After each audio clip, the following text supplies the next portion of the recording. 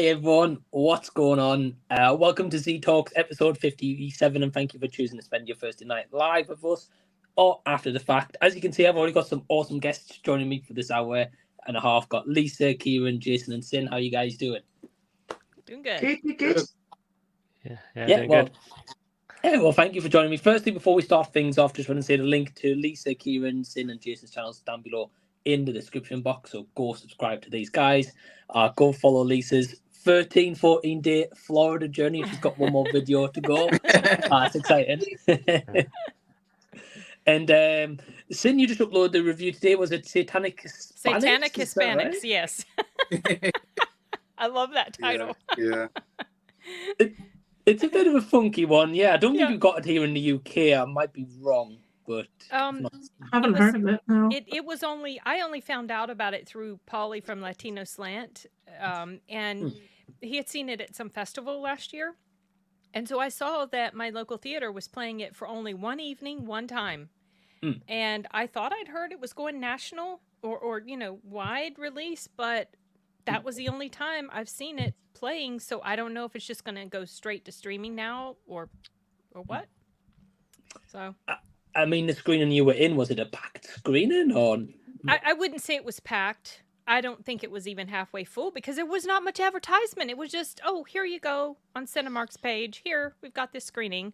But I didn't see any, advertisements about it. My husband, who's Mexican, had no clue about it. I told him about it. And so I don't know. There just wasn't a lot of talk. So. Wow. Yeah, it's weird because it's pretty decent actually. I liked it. I thought it was good. Oh, awesome! I'm glad it's a good movie, and I definitely want to check it out because I saw the trailer for it and I thought, wow, this looks pretty interesting. Yeah, it's like an anthology, which I don't know if the trailer lets you know that. Maybe it does kind of let you know that. So it just tells this story. These different stories are kind of all connected together through this narrator that's explaining things, and then at the end, the narrator's or the traveler's story kind of comes to a conclusion, which that was my favorite part. I like that a lot. Get you. So. Oh, well, awesome. Well, I look forward to hearing your thoughts. I've got it on the save later, so I'll be checking it out either tonight or tomorrow. Awesome. I feel kind of weird going to the box office and be like, yeah, one for Satanic Hispanic, please. People looking around like, what do you say? I know. And it's funny because my daughter's boyfriend is also, he's Latino. He's Hispanic. And so I was telling him the name of it. He's like, what? Yeah. But my husband, he thought that was really cool, and he's Mexican, so. You're like, what did that white guy say over there? Like, what is it? It's a movie. It's a movie. Yeah. Yeah. Yeah, it's definitely an interesting title, I guess, to get people intrigued. I am, anyway, so... Well, it's like, how can you not be intrigued with a title like that? I mean, come on. Right. And one of the directors of one of the little short stories on there was on Paulie's channel. Her name is Gigi something. Oh, my gosh, I can't remember her name. She directed one, and it was just really interesting. She was talking about how they came up with the idea for the title and the work that was involved. So if you are interested in that sort of stuff, go check out his video with her. Yeah, it's like Cocaine Bear. It catches your attention right away. So like, what's that? Yeah. Yeah, no, you're right, Jason. Yeah, and then obviously, then that screen I checked out Cocaine Shark as well. I was like, how does this go, No, I draw the line with the shark. No, that sounded terrible. And then if I'm not mistaken, I think the Asylum's got a movie coming out soon with like I don't know if it's like a cocaine alligator or something. Oh my gosh. Of course. That would not surprise me. No. Well, sign me up. Mike's gonna watch it. But again, thank you to my guests for joining me for this first hour and a half. Again, you can find links to their channels down below. First question I've got for you guys before we kind of go into comments. Lisa, what is the last movie you checked out? God, I am so behind. It's ridiculous. It wasn't at the cinema. It would have been, you know what? I'm going to have to open Letterboxd. I apologize. It's terrible.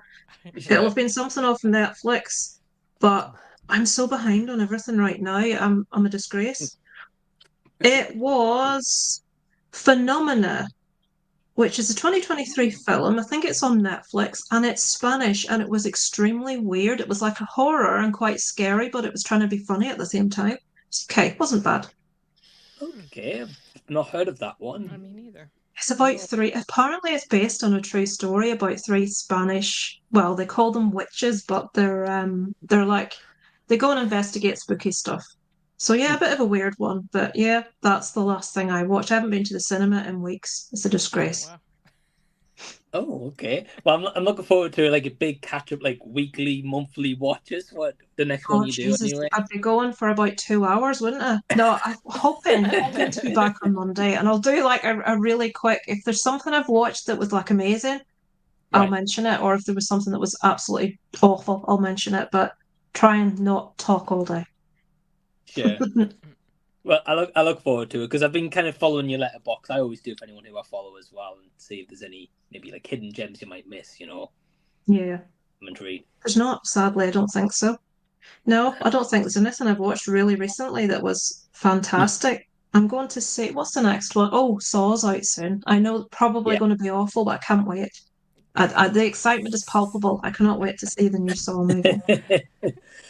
I'm definitely looking forward to it. I found out yesterday the new movie's on for 2 hours, so I'm intrigued what they're going to do for 2 hours. Yeah. I've avoided everything. I haven't seen the trailer. I just know when it's coming out and my bum will be on the seat. That's all I know. Right. I was going to say, Lisa, avoid the trailer. I've saw it in the cinema or like the release trailer, and it was like 2 minutes and it's literally kind of like cuts of like nearly every scene it looks like in the movie. So I hate that. I try not to watch trailers. If it's a movie I'm really excited about, I avoid trailers. Yep. Same. Right. Don't blame you. Kieran, what was the last movie that you checked out? It was on Disney Plus. Bit of an older movie, My Cousin Vinny. Got Joe Pesci and Ralph Macchio. Never watched it before. I was just scrolling through trying to see. On Disney Plus they recommend what to watch tonight, and that came up. So I thought I'd check it out, and yeah, it was actually really, really comedic and fun, light-hearted. So yeah, I actually really enjoyed it. So yeah, that'll be mine. I'm trying to get a lot of 90s watches out there. So yeah, and I'm a big fan of Joe Pesci as well. I think he's quite funny. So yeah, that was a good one. The two Utes, or what is it? Yeah. Two what? So, no, he's It's been a long while since I've seen that movie, but I do remember enjoying it though. So I have to give it a rewatch. Yeah, it was light-hearted, fun. So yeah, it's definitely one that I would recommend to people. Cool. Yeah, awesome, man. Jason, what did you last check out? Yeah, I just watched Ted 2 last night, actually. Wanted to watch a comedy, and I really liked the first Ted movie, and I hadn't gone around to Ted 2, and I know that came out a while ago, probably. And I was like, I'll check this out, see if I can get a laugh out of it, And it's not nearly as good as the first movie. It's of course a radar comedy, so it's very vulgar, and I'm not really into the very vulgar comedy, really. But if it's clever, I can enjoy a vulgar movie if it's got some clever jokes in it. I'm like, okay, that was a clever bit, But it felt like it was just being vulgar just to be vulgar, and it wasn't funny for the most part. There were some funny parts, but for the most part, I was like, it wasn't that good, I didn't think. Fair enough. It's been a long while since I've seen that movie. I think maybe back in cinemas back when. So I don't know how well it holds up. And I think I saw recently. Sorry, it's my mic. Sorry. Mine must have a delay or something on it. Oops, I don't know what that was. I was like, I don't know what it was. It's just me mumbling to myself. I didn't think it would pick it up. Sorry. That's all good. And Jason, I think I also saw. Did you watch Past Lives recently? Yeah, I watched Past Lives. Yeah. A couple days ago, I think. Yeah. And I think you saw that you quite liked that one, if I'm not mistaken. I was pleasantly surprised. I was afraid it was going to be this really boring indie movies, A24, and I usually don't like anything coming out of A24. And it's most of the movies in a foreign language. It's usually most of it's in Korean. There's English and Korean in the movie, and I thought, oh man, this is going to be a hard movie to get through. But I was like, wow, it was a really well written movie, and I thought it was a really cool subject matter. And really well done, and I was kind of really into it. I was kind of surprised, but yeah, I thought it was pretty good. Yeah, awesome, man. I'm glad to hear that you got to check it out. Yeah, I think we gave it the same rating. I think like 3.5 out of 5. Yeah, I give it 3.5. I thought about giving it 4, but then I just thought, would I ever watch this movie again? Probably not. Not because it's not good. It's good. It's just not one I'd just be interested in going back to necessarily. I don't know if that makes sense. It's like a good first time watch kind of, but it's not, I'd rather go watch Across the Spider-Verse instead, if I was. Yeah, I get you. And Sin, how about yourself? Is it Satanic Hispanics, or have you watched anything else? No, Satanic Hispanics was last week, actually. And also Haunting in Venice, which I saw the same day. But as far as like my most recent watch was actually a rewatch of Last Action Hero, which I watched night before last because I did a live stream about it on Soundbooth Theater's channel where I work. But the last brand new movie I saw was an advanced screener at Regal, and it was for the movie Dumb Money. Oh, yeah. Yeah, you did it in your car. We talked about, I didn't want to do like a full-on review. I didn't feel like driving home, getting the pictures together, setting up, talking, but I did want to talk about it. I was surprised at how much I enjoyed it. I know we talked about that a little bit, Mike, in the comments. Yeah. So that's the latest.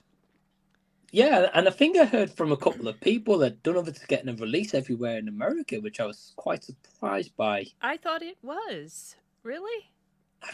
I know Rashad commented on my post saying he wasn't coming to his cinema next to him. So I'm not sure. Okay. Well, okay. I know it's got a release date, but I don't remember what the date is. Honestly, usually those Regal Mystery Movie Mondays are about a week and a half, 2 to 3 weeks ahead. So I was assuming it was coming out like maybe next week, but I don't know for sure. Okay, I know it's out tomorrow for us in the UK. Oh, okay. Well, maybe here too. I just never checked. I don't know. I would have no idea. Fair enough. I'm not sure. I'll be honest, Sin, I'm not sure about you. I don't know how well it will do at the box office, though. I don't think it's going to do huge. I mean, it's not like it's not a blockbuster. It's not. There went Mike. We lost our host. I didn't know what happened there. He came back again. I was just saying it's not blockbuster material. Right. So I almost feel like something like that's probably more suited for the streaming audience. But the subject matter is interesting. I was engaged just because I understand the stuff they were talking about, because my father was a financial planner, and so I've invested in stock market and also, and I remember when Robinhood was doing that crap a couple years ago. So I was pretty interested. And you said yourself you had dabbled some with Robinhood, so you kind of you remembered some of the stuff that was going on, but the behind the scenes stuff is like, holy cow. Wow. Yeah, I didn't know a lot about the behind the scenes stuff, as you mentioned, so I was quite surprised to see with some of that, to be honest. Yeah. It's annoying. But I agree. I felt like it could be more of a streaming movie than a cinema movie. Yeah, agreed. Well, very cool to hear you guys kind of the last watches you've been checking out. Last movie was Dumb Money for me as well, like Sin, and then I also watched Young Frankenstein as well. Oh. Yeah. For the first time. First time ever. Of course. I mean, this is Mike we're talking to. Did you like it? I thought it was good. I thought Gene Wilder was great, and Marty Feldman was the standout for me. Like some really great comedic timing. I couldn't quite fully connect with it personally, but I don't know if it's because maybe when it came out. Because you're too young, Mike. That's what it is. You're not an old fart like me. Oh, please, Lisa. It's a genre thing, or like an age thing. What is it you call it when you're a certain age? It's like if you watched it like when you were, I don't know, a teenager, when it came out. When did it come out? I don't think I was a teenager when it came out. Christ. 74, I think. Oh, no, that is before my you were time. a teenager. Yeah, no. Jesus, I hope not. I'm doing well. No, but it's one of those things, though, isn't it? It's one of those old movies. If you just never watched it, you've never watched it. If you're like quite young, I think. But I love it. I don't know if it's just because of maybe the time it came out. I think it was maybe like revolutionary for that time, like being like horror comedy. Yeah. A lot of them existed back then. Gene Wilder's ability to go from 0 to 100 is just amazing and hilarious. That's why I love the movie so much. It's my favorite comedy of all time. I watch it all the time, and I just laugh so much when I watch that movie. And I've seen it. I know what the jokes are, and I still laugh just because of Gene Wilder's performance. Is just, I think, one of the greatest comedic actors of all time, in my opinion. I agree. Young Frankenstein, Willy Wonka. I love those two movies, and his ability to just go like that scene where he's talking about like, what kind of brain did I put in this guy? And Abby normal, and then he starts building up, and he gets mad. And I put an abnormal brain. He starts choking him. Oh, so funny. I love him. Brilliant. Nah, he's fantastic in the movie, and it's good performances all around. Yeah, so I can say I enjoyed it at least anyway. So it's cool checking it out. Cool. But yeah, well, catch Mike up on these old classics one at a time. That's my attempt. Well, I'm getting there. I saw Willy Wonka this year as well for the first time. So, tell me you've seen it. Tell me you've seen It's a Wonderful Life, please. Nah. Oh, have you seen the Black Stallion? What? I've never heard of the Black Stallion. Oh my gosh! What the heck? What about Secret of NIMH? Or you have seen the original Halloween, right? Like the John Carpenter one? Yes. Yes, I've seen that one. I saw it on a re-release in the cinema. Oh, Mike, task for you at Christmas. Don't watch it until December. Watch It's a Wonderful Life, please. Yeah. It's amazing. I've heard nothing but great things. It's on my list this year for Christmas. I do a Christmas special on the channel every year, so I definitely want to cover that. Yeah. I'm kind of debating watching both the black and white and then the coloured version. I'm not sure, though. I haven't even seen the coloured version. The originals is just so perfect. They talk about remaking it. It's like, oh no, please don't touch it. Don't touch that movie. It's perfect as it is. Yeah. Yeah, some movies you just shouldn't touch. I mean, look at kind of like Disney's new version of like Home Alone. I heard bad things about that. So. I wish they would just stick to remaking bad movies and making them better instead of touching things that were already so good. Yeah. Like, don't do that. It hardly ever works. No. It's all just about established properties, isn't it? Though it's just like, lazy. It's just laziness. Yeah, try to make exactly. Yeah. Or they're going to like lose the rights to them, and they might I'll just remake it. Yeah, it's a shame. But yeah, you guys, if you're watching along, let us know in the comments below. Say hello, ask a question as we get into the comments. We start off with the view with Drew saying, "Hey everyone, what's up?" Hi Drew. Hi Drew. Hope you're well, my friend. He says, good question. He says, what's a movie you love but don't own in your collection? That's a great question. Oh, there's quite a few. Well, Jason, I know you're like building up your physical media collection and got a couple of blanks in there. So which one would you go with? Yeah, definitely. I still got some more that I need to get. I have to look at my list. I have a list of movies that I want to buy and all that. One just off the top of my head is The Princess Bride. I definitely want to get. I love that movie, and I don't have that one yet in my collection. Right. I get you, man. And are you looking for like a DVD, maybe Blu-ray of that? I always look for the Blu-ray if I can, yeah. Sure. Steelbook, if I can get a Steelbook. I always look for Steelbooks. Right. We know how much you love your Steelbooks, Jason. So yeah.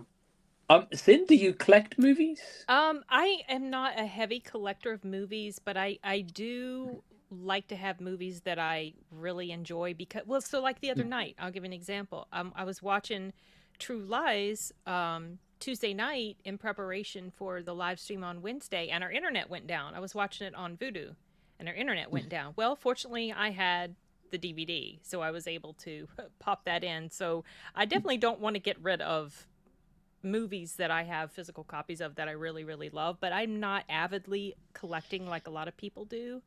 Right. So there's probably quite a few that I really enjoy that I don't have a physical copy of. I'm just trying to go refresh my memory on Letterboxd. Thank goodness for Letterboxd. I know, Letterboxd. The only one that came to mind is The Covenant, which I think that's got a release date now, but I don't know if it's got physical, which I don't have that in physical medium yet. And I really did enjoy that film a lot.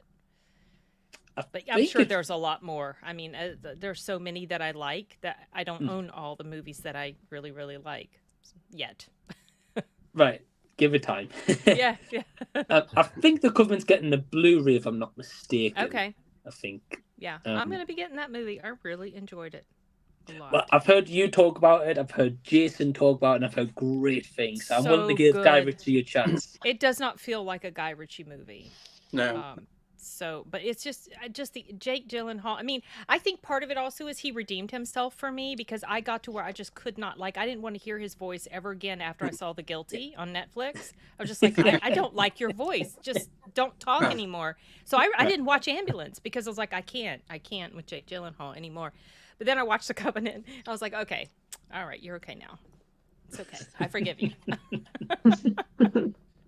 And have you watched Ambulance since? No, I still haven't. No.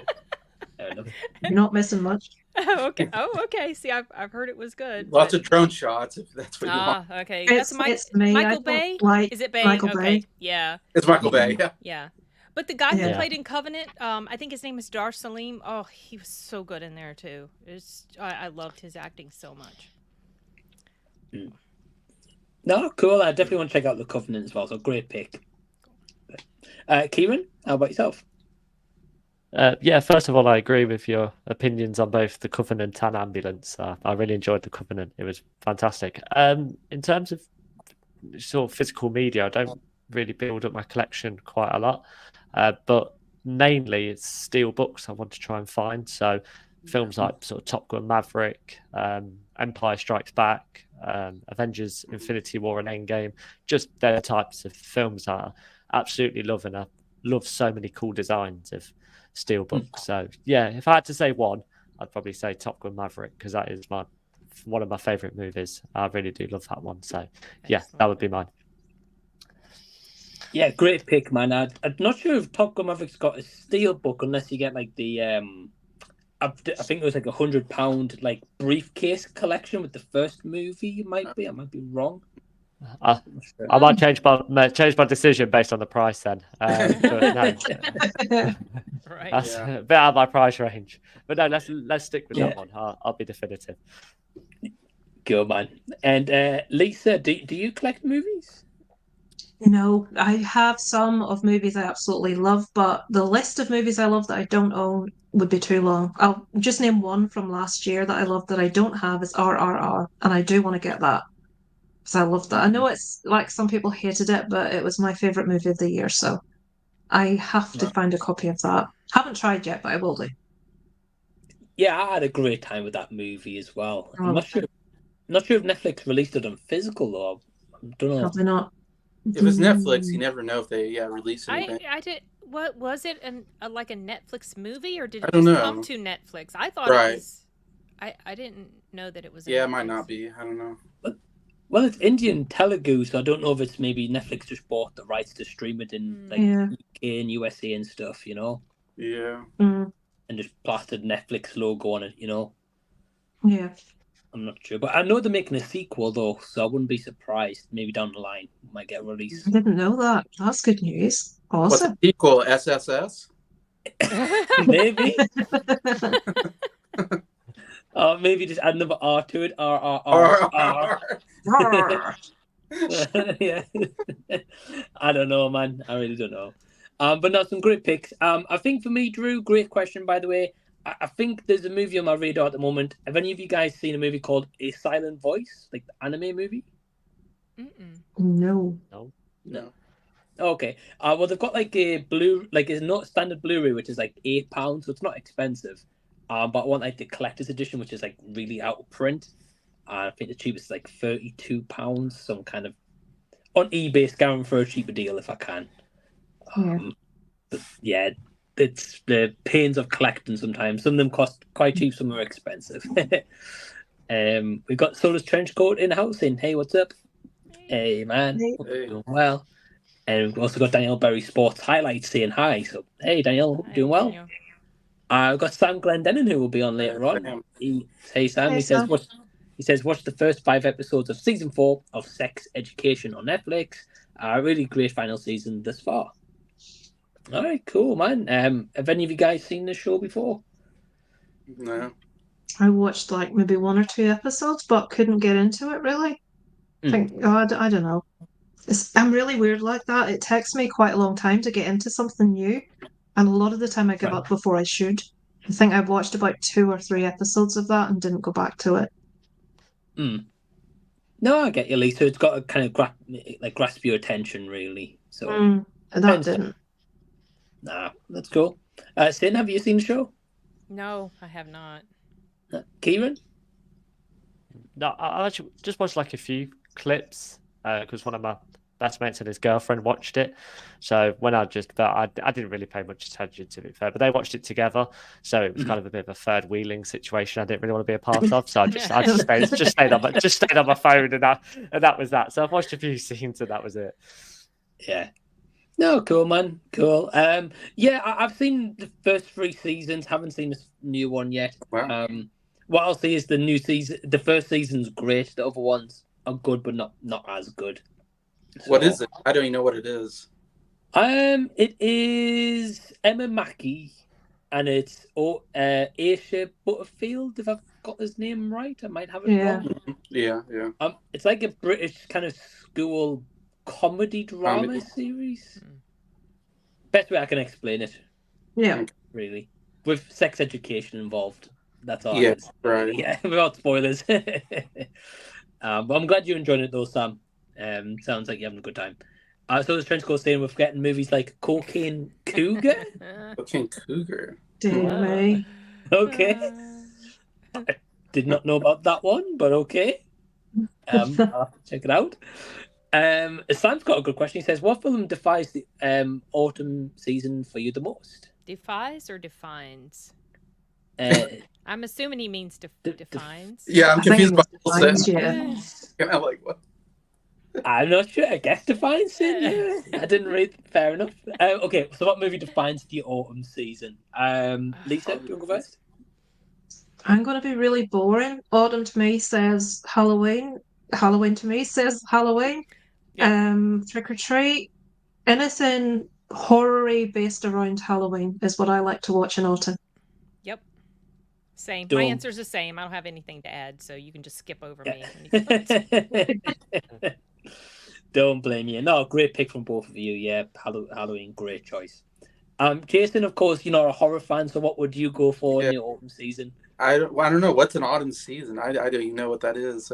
Fall. I mean, I know what autumn is, but I don't know what an autumn movie would be. I guess any movie that takes place around that time of the year, which is why Halloween type movies are so perfect, because it's that time of year. Yeah. I'm trying to think of it now. It sounds like Practical Magic. It wasn't really a horror with Sandra Bullock and Nicole Kidman. That's sort of autumnal, isn't it? So it's like set around Halloween, but it's not really a horror. It's I don't know. I've not seen that one. I'm not sure. But yeah, I guess like Planes, Trains, and Automobiles. Right. Does that take place during Thanksgiving? Was that Thanksgiving or Christmas? Yeah, it's Thanksgiving. Okay. Yeah, that might fit in. Okay, well, it's a great movie. So, Kieran? Yeah, I'm going to go generic and go any sort of horror movie. Halloween, Friday the 13th, Saw, Scream. So probably the week leading up to Halloween is always a horror movie every day. So yeah, that gets me in the autumn season. Yeah. Yeah, great pick. I think it's mainly like horror movies. Okay, I don't think about horror movies ever, so right. I don't know if I have a go-to one, but I will show you guys the next movie I'm going to check out. Got it in the post the other day, and I got the 4K of The Exorcist. Exorcist. Oh yeah, awesome. Just been released, so I got that on I can't believe the 4K steelbook. It has like 5 discs in it, and it's only like a normal size steelbook. Huh? It's got. I'll tell you what's got in it. It's got extended director's cut, original theatrical cut, so 4K 1 disc each. Then the extended original cuts on Blu-ray, each 1 disc each. Then the 5th disc special features. So, cool. Dang. Yeah, so I'm gonna be checking out The Exorcist very soon. So I think most of us horror movies, unless you're Jason, Planes, Trains, and Automobiles. We've got Del Boy in the house. So hey, Del Boy. Del Boy. He says, I don't like U-turns on movies for pure profit, but like Megan is now on the radar as a film just as a Blu-ray release, then U-turn to 4K, now 4K limited edition to 2,000 copies. Your thoughts on this type of practice? Okay. Well, I collect physical. Jason does, and Kieran, do you collect a lot of physical? I try here and there, but I wouldn't say I'm massive on it. No. No. Okay. Well, Jason, do you want to go first?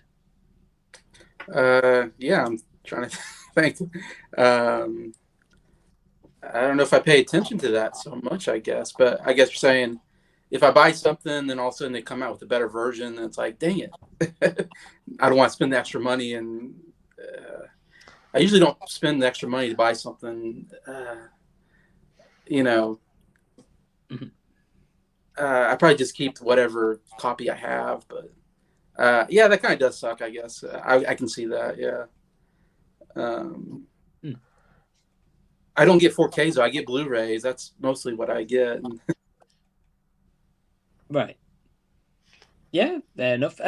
Yeah, I think it depends. I think it's one of those where Megan it was really popular and made a lot of money, and they initially released it on Blu-ray.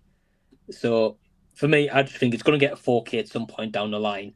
And then when it does, I'll probably get a Steelbook at some point as well. So I'd rather just wait till So like over in the UK, we only got Terrifier as like a Blu-ray double pack, and that was it. Whereas you guys got like special Steelbooks in Walmarts and all sorts. So I know at some point down the line in the UK, we'll probably get like a really nice Steelbook for it. So I know I'm just going to wait, but I don't condone it. It's just companies to make profit, really. Yeah. Lisa, what's your thoughts on the situation? I don't collect, so it doesn't affect me, but I would be really annoyed if it did, because it's just fleecing people, isn't it? It's just trying to get as much money out of people as they can, which is just one of the main reasons I don't collect. It's too expensive, and I don't have the room, but I probably will when my son's old enough to like clear all his crap and I've got room. But no, I find that really frustrating to like think that it's only coming out on this and then they release it on several different other formats. No. Frustrating. Yeah, I agree. And especially say if you've paid like £12 for the Blu-ray and then you want to upgrade to the 4K, which is like £25. Much more money. Kieran? Yeah, I think it's just trying to maximise the sort of exposure of the movie. Obviously, it came out in January, I believe, here in the UK. I think it's sort of late 2022 over in America. But yeah, I think it's just trying to maximise sort of experience, keep the film relevant as well. But it's interesting because I don't know how many people will want to consistently make the upgrade just from a Blu-ray to a 4K limited edition. It seems like that's such a big sort of jump. And you know, you might as well wait because I don't think every movie is going to go through that sort of practice. So I think it's an interesting conversation, especially with sort of DVD and Blu-ray collection going down because of streaming service. People will want to just put it on the streaming service if you paid for it. So it's an interesting way of doing it. I think it's just trying to keep that part of films sort of alive. And like Sin said, I think collecting DVDs is great. So I understand why you just buy it once, but no, you don't have to go through all the different type of ones just to get the same movie. Yeah, like once you own it, right? So yeah. And Sin? Well, I mean, I don't like that practice of just it's so obvious what like it. Okay, I'm a sucker. I bought so many Terminator 2 editions because they have a cool case or whatever. Yeah. But something that can snag me maybe is if they have a lot of maybe new behind the scenes or extra features and stuff like that, or director's commentary or actor's commentary. Those are the things that are really appealing to me when I'm looking at getting another version of something I already have. Mm-hmm. So right. I mean, make it worthwhile. Don't just like, oh, here's a new movie and the new art, and here. To me, that's not worth it, except for certain movies like Terminator 2. I think I have about 4 or 5 different versions of Terminator 2. Yeah, and they're like a steelbook or something. I can't remember. Yeah, I've got the one where it was like a steel sleeve, and you. Yeah. Yeah, that was cool. That was I bought the Blu-ray and I saw that and I was like, oh no, I should have got that. That's cool. That one was like from a long time ago, like a long time ago. Yeah, I was gonna say that one I think's way long out of print now. So yeah, it definitely is for sure. But I don't blame you. When it's your favorite movie, I guess you don't mind to an extent. No, but, I don't. Like, that's true. But in general, right? I'm not crazy about the practice. Right. No, I agree, Sin. But if they released a new Back to the Future, I'd buy it. So they're sucking me into that. It'd probably be the same features as well. So the Trench Coat says, my cousin Vinny is great. Marissa Tomei steals the show. Do you agree, Kieran? Yeah, she does. Yeah, she's good in everything I've sort of seen from her. But yeah, no, she's good. Her chemistry with Joe Pesci is what really drives the comedy aspect of it. Every single time he goes to prison, she's just there bailing him out. So yeah, it is funny. I definitely agree. Yeah, she won the Oscar, which surprised everybody because she was not expected to win. And there's even a conspiracy theory that they said the wrong name when they announced her as the winner. I've heard. But I think that's true. But that's interesting. Yeah, and she's a great actress nonetheless, though. So I wouldn't be surprised if she did win. So Trench Coat saying basically now you got to see Blazing Saddles and Spaceballs. Definitely those. Yeah, I haven't seen either, so yeah, you can watch all these Mel Brooks movies. They're so funny. I've seen Life Stinks. I really like that one. Oh, okay, that's the more obscure one. Yeah, that's cool. Yeah, I've seen some movies. I'll surprise you at some point. So I've got my brother Joe in the house. He says, "Evening all." What's up, hey Joe? He says, "Who's your favorite movie character?" We all know Mike's is Marty McFly. Spoiler, yeah. Spoiler, yeah. Well, he's answered for me, so I'm out. So, Lisa, how about yourself? It's between two movies. Oh God, I've forgotten his name. Wally and what's it called? Jesus Christ, this is not good. Say no evil, hear no evil. Wally and can't remember what the other one's called. Gene Wilder and Richard Pryor, two characters in that, or Peter Dinklage's Cyrano. It's between those two. Ooh. I've yet to see Cyrano, but I know you loved it. And I think, Jason, you really liked it as well, right? Yeah. I even bought it. Yeah. Wow. And Lisa doesn't collect physical media. She's still bought it. Exactly. I even went and bought it. Wow, okay. Well, I really like Peter Dinklage, so I'm going to check it out still. But He's awesome. See No Evil, Hear No Evil, I've not seen in a very long time, but I do remember liking that movie, though. God, I love it. It's my favourite comedy of all time. I love it. People say it's not very PC, and it's not in places, but I think they think people are laughing at someone that's blind and deaf, but they're not at all. That's not what the movie's about. I think some people get a bit confused about that, but it's my favourite comedy. I think I saw it when I was 13, and I've loved it. It's been my favourite comedy ever since I was 13. Oh, wow. Oh, that's amazing. Oh, good choices. Kieran? I'm a sort of sucker for action movies.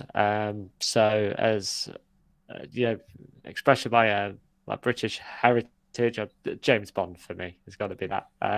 Just as a big family, all in my family just love them. It's been like a consistent thing where as you go through the generations in my family, their favorite James Bond sort of comes to light, and it just shows their age. But yeah, no, every single Bond movie I enjoy bits and pieces of it all. So yeah, absolutely, it's definitely one of the best. Yeah, cool, man. And who's your favorite Bond? It's Daniel Craig for me. Yeah, cool. Who do you think's going to get the next one? It's really difficult because I think there's some really good choices. I mean, after I watched Bullet Train last year, I thought that Aaron Taylor-Johnson sort of did his audition in that movie. So I'd probably go for him. I'd probably go for him actually. I just think his sort of look I think would be quite cool. So rooting for that, but you just never know. There's so much speculation. Exactly. Yeah, go for him. Has there been auditions for Bond? Has there, Lisa? Or I keep reading different rumors, but I think it's just that. I think it's just rumors. People are talking about Henry Cavill, which I can't see. I think he's a little bit too big and a little bit old. He's already Superman. I don't know. Yeah, he doesn't really fit the mold, I don't think. But people said I've read something the other day where someone said that his Bond edition was amazing. So I don't know if there's any truth in that, but I'm holding out for him doing a movie adaptation of Red Dead Redemption. That's all I'm interested in. Man, that'd be great. Apparently he's interested. Yeah. Well, he was second after Daniel. Yeah, he was second after Daniel Craig. So when they were all auditioning for stuff, he was second. Second Daniel after Craig. Right, I didn't know that. Okay. Yeah, so but that was sort of because that was before Superman. So I think then he auditioned for Superman when Brandon Routh got it. So he's been very unlucky with a lot of things. So, but yeah, we'll have to see what happens. But Red Dead Redemption, I'm looking forward if they ever do anything like that. That'll be brilliant. Oh God, I can't wait. Yeah. Well, hopefully he can get locked into franchises and go and mess them over at this point with Henry Cavill. So I think he'd been all right Bond. Like, he was great in Mission Impossible when he was the villain. Well, also the Man from U.N.C.L.E. Man from U.N.C.L.E. He kind of played a Bondish. It's a Bond character. Yeah. Love that movie. Good movie. Another Guy Ritchie film, Another Guy Mike. That's why I haven't seen it then. No, great pick, Kieran. Sin, how about you? What's your? Well, I'm going to be boring and predictable. It's either going to be the Terminator or Sarah Connor. So, I love both of those characters. I was going to say I thought it would have been the Terminator. To be honest, either one. I mean, probably. I love Sarah Connor too, though. See, that's the thing. To me, they're attached. So. Yeah. Right. Yeah. I mean, great picks. Great picks either way, though, Sin. And finally, Jason. Melissa McCarthy, and no, I'm just kidding. I was going to be really shocked then. thought everybody hates her. I actually like her, but there you go. I thought she was hilarious in Bridesmaids. Oh my gosh, she was so funny in there. I was gonna see what Mike's reaction would be if I said something. Each to their own, man. Each to their own. No surprise. Gosh, that's a really good. There's so many choices, and I feel like I'm gonna have to go with Rocky. Probably That's a good one. Favorite. Yeah. I love how he's this big brute, but he's really a nice guy, and he gets very vulnerable at times in the movie, and he's very funny. So I love his personality. He has just the best personality, and he's just really really easy to root for him in the movie and throughout the movies. Yeah, couldn't agree more. Yeah, he's hard on the outside, but he's a big teddy, really. Yeah. I get that. Yeah. But great question, Joe. And we've got a great question from sort of Trenchcoat here. It says, what's your guys' favourite scene from movies where the hero comes face to face with the villain for the first time? Wow, that's a great question. Okay. I've got one, but I don't know if it's the first time, but it's the first time you're aware that it's a hero and villain. Right. And it's Unbreakable. That scene where Samuel L. Jackson gives the speech where now he understands who he is because he knows who Bruce Willis's character was. And he says, they called me Mr. Glass. I don't know. Do you know that scene? Oh my God, the music in the background, and it's doing all this, like, showing what happened in the past and revealing all this stuff. So sort of like villain and hero, like comic book versions, are stood side by side at the end of the movie. I absolutely love that. It's one of my favourite movie scenes of all time, actually. Oh, nice. Yeah, I mean, I've not seen that one, Lisa, but I've heard great things about Unbreakable, though. I've seen the sequels to, like, Split and Glass, but not Unbreakable. Oh, Unbreakable's better, I think. Yeah, my partner keeps telling me I should watch that one. She thinks it's one of the best ones, so... Get you. But no, cool example, though. Kieran?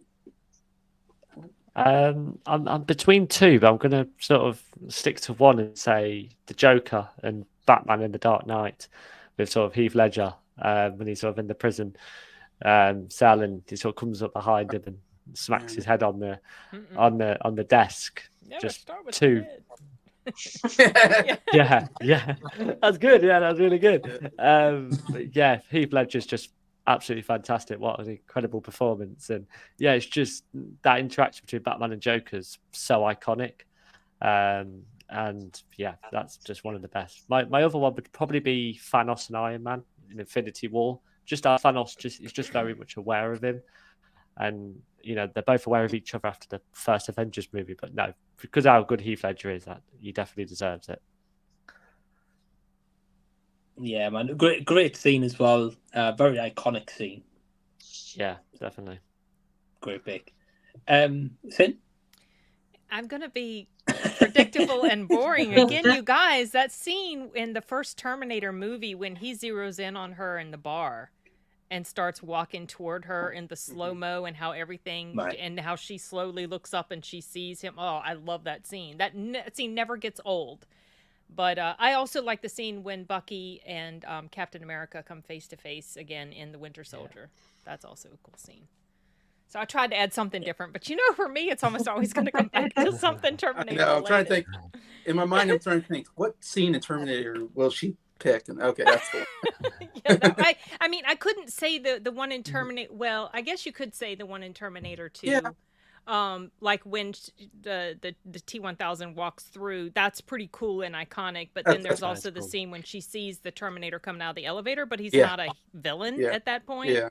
She thinks he is, but I still like that scene in the first Terminator, that bar scene. I love it. I love how it all worked together, except the only downside to that scene is the fact that I've watched that movie so much. I see people that are standing up dancing that they're all of a sudden sitting at the booth behind her.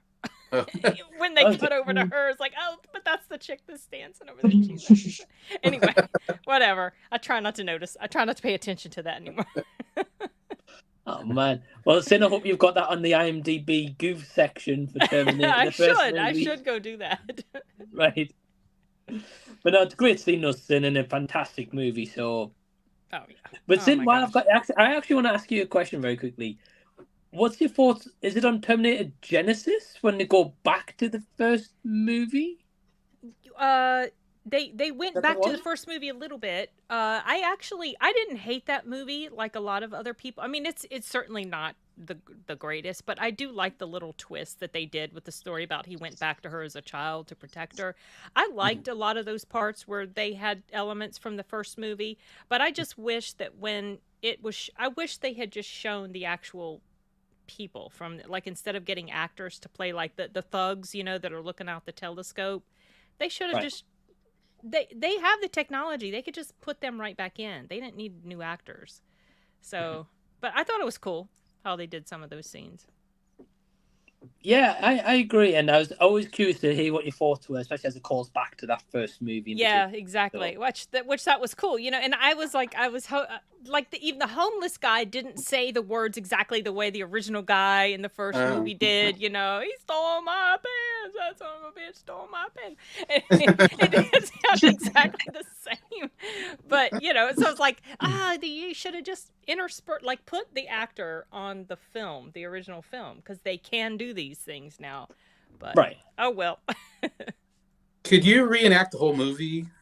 I used to be able to, honestly, because I recorded the video on a tape and I would listen to it at work. I did that in The Secret of Nim, and also it was a Sherlock Holmes thing. That were like different things. Conan the Destroyer or something. I used to listen to them. Wow. Yes.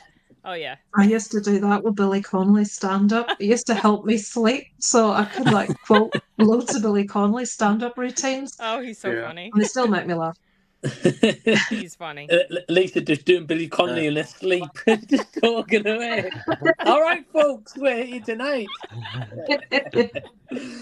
Oh man, that's great. Jason, how about yourself? Favorite scene from a movie where a hero comes face to face with the villain for the first time? I mean, I think the most iconic scene is Luke Skywalker going up against Darth Vader in Empire Strikes Back. So great how I think he comes up from the floor, I think, and then all of a sudden Darth Vader's walking, and then it's kind of dark, I think, and then they put on those lightsabers and it lights it up, and it's like, oh, that's so cool. Darth Vader and Luke kind of squaring up for the first time. Brilliant. Yeah, but iconic scene. Yeah. Fantastic scene as well. Yeah, great question. I think I'm going to have to go an obvious one. I think Back to the Future. Not the first time to come face to face, but first time in the past in a cafe, Biff and George, I would say. And Marty's there at the booth as well. It's a fantastic scene. I like the bit with the car when he sort of, when he has to like defend her honor. That's my favorite scene between those two. So good. Oh, it's an awesome scene. It cracks me up every time as well when he goes into the cafe. Yeah, it's a great scene. Oh my gosh, you keep disappearing. What's going on? What is happening? My screen just keeps, like, the second time now it just goes black and just refreshes. I don't know what's going on. Maybe my internet, but I'm here. So I've got Elliot in the house. Hey, Elliot. Hope you're well. Hey, Elliot. Good to see you guys. Just saw Expendables 4. Yikes. Oh, bad. I bet it is. I'm looking forward to the review then. Yeah. Elliot I've been trying to catch up. I'm so behind. I've been trying to catch little bits, and I watched Elliot's reviews of stuff, and the guy's hilarious. He hates everything, and I love it. But he did like Past Lives, didn't he? And there was another one he liked recently, but I find his reviews so funny. Oh, he gets so many bad reviews. Yeah. I was going to say, when you get Elliot's channel, it's usually a 1 out of 10 a lot of the time. So I'm expecting the same. I'll look forward to that review then. That'll be good. It looks like another 1 out of 10. I'm seeing it tomorrow. I'm not looking forward, to be honest, but I'm gonna try going open-minded with it though. I'll just switch your brain off. Have fun with it. Well, that's it. I like Stallone. He's the only reason I'm going, really. But wait and see. Gosh, the guy's like 80 years old. But he kicks ass anyway. Yeah. Still looks good, yeah. Yeah, he still kicks ass. Still looks good. He'll keep going until he probably can't. Exactly. Lisa, are you going to check out Expendables 4? I'll watch it, definitely. Well, yeah, fair enough. And Jason Statham's in it as well. If that sells you anyone on this movie. Kieran, are you checking out Expendables 4? Yeah, checking out tomorrow. It was either going to be that or Dumb Money, but after I watched your review, Mike, I just thought I'll wait for streaming if it comes on, or if anybody else wants to watch it with me. But yeah, Expendables 4 is tomorrow. Big action fan. I enjoyed it's a better them. cinema choice, though, isn't it? Yeah, it's gonna. Hopefully, it's gonna be packed a little bit. So no, looking forward to it. Yeah, awesome, man. Well, I hope you enjoy it. I look forward to hearing your thoughts on it. Sid, cheers, mate. Are you there to check it out? No, I'm not planning to see it. I don't even remember if I've seen the entire first movie or not. That's just a franchise I haven't really gotten into yet. Schwarzenegger's there. I know he does show up a little bit in it, but it's like a bunch of different ones. It's headed mostly by Stallone, and he doesn't really do much for me, so that might be part of the reason. He's just So no, I haven't. I have a feeling I'll probably feel well. I think it will strike me very similar to how John Wick 4 struck me. So I don't know that it's worth the annoyance. So yeah, I just have. It is for us to hear the review. That's the best kind of reviews. I know I get a little bit annoyed. Sorry, go ahead. What were you saying, Lisa? Just people's sheer frustration when they've watched something that's terrible is my favorite kind of reviews. I love them. Elliot is so funny when he does his reviews because he doesn't get like really super like I can get like really very animated and my voice will raise and I get I'm very just a little bit that's me, but he like keeps this same tone and kind of just has this smile, but it's like so derision. So snarky. Sarcastic. I know exactly. He just like cutting words with it, So his reviews are funny. I still get a kick out of Sin saying Oh, he looked in his eyes and saw the darkness. Oh gosh, and he Halloween! freaking let him Halloween go. And ends. that Yeah, still gets me. he did the soul gaze. He says Corey has the same darkness, and he lets him darkness. freaking go. He lets him freaking go. That my son did a short of that clip. I was doing a review with him, I think. Oh, he kept playing it. He kept playing it, yeah, during one of the live streams. It's like, okay, 10 times during the whole live stream, he just kept playing it. It's like, stop. And he slows it up. So Yeah, I know he loves to do stuff like that. Oh my gosh, yeah. That one, like movies that I really love, or like franchises I really love. When I encounter an issue like that, I can be pretty, because I'm so annoyed and upset and actually sad. If you can't tell. Right. Sin, I kind of agree with Lisa. I kind of wanted to go see it for a while. Yeah. The annoyance. An out of theatre reaction as well before the frustration wears off. So it's just raw at the time. That's what we want to see. You know who's out of the theaters are kind of funny to me? He hasn't done one lately, but D. You can almost always tell immediately. As soon as the camera turns on, I remember I was thinking about the one he did for Paint several weeks ago. You could just, as soon as the camera turned on, it's like, hey, this is D movie, man. Like, okay, he hates it. It was so funny.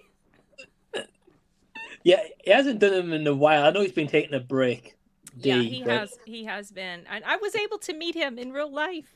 I was just about to say that was so exciting. I'm doing a compilation video, like because it was I was down at Dragon Con, and I'm doing like just sort of a narrative recreation. So I'll put like a picture up there of like when we were able to hang out. It was he's exactly the same in person as Mike, as he is on screen. Yeah, we could have talked. I think we could still be talking if we hadn't just made ourselves say goodbye. See you later. He's lovely. Yes, he is. Yeah, he's fantastic, and I wish him all the best. I hope he's doing well. I can't wait to have him back on the channel and just him to come back on YouTube as well when he's ready. But yeah, Jason, are you going to go see Expendables 4?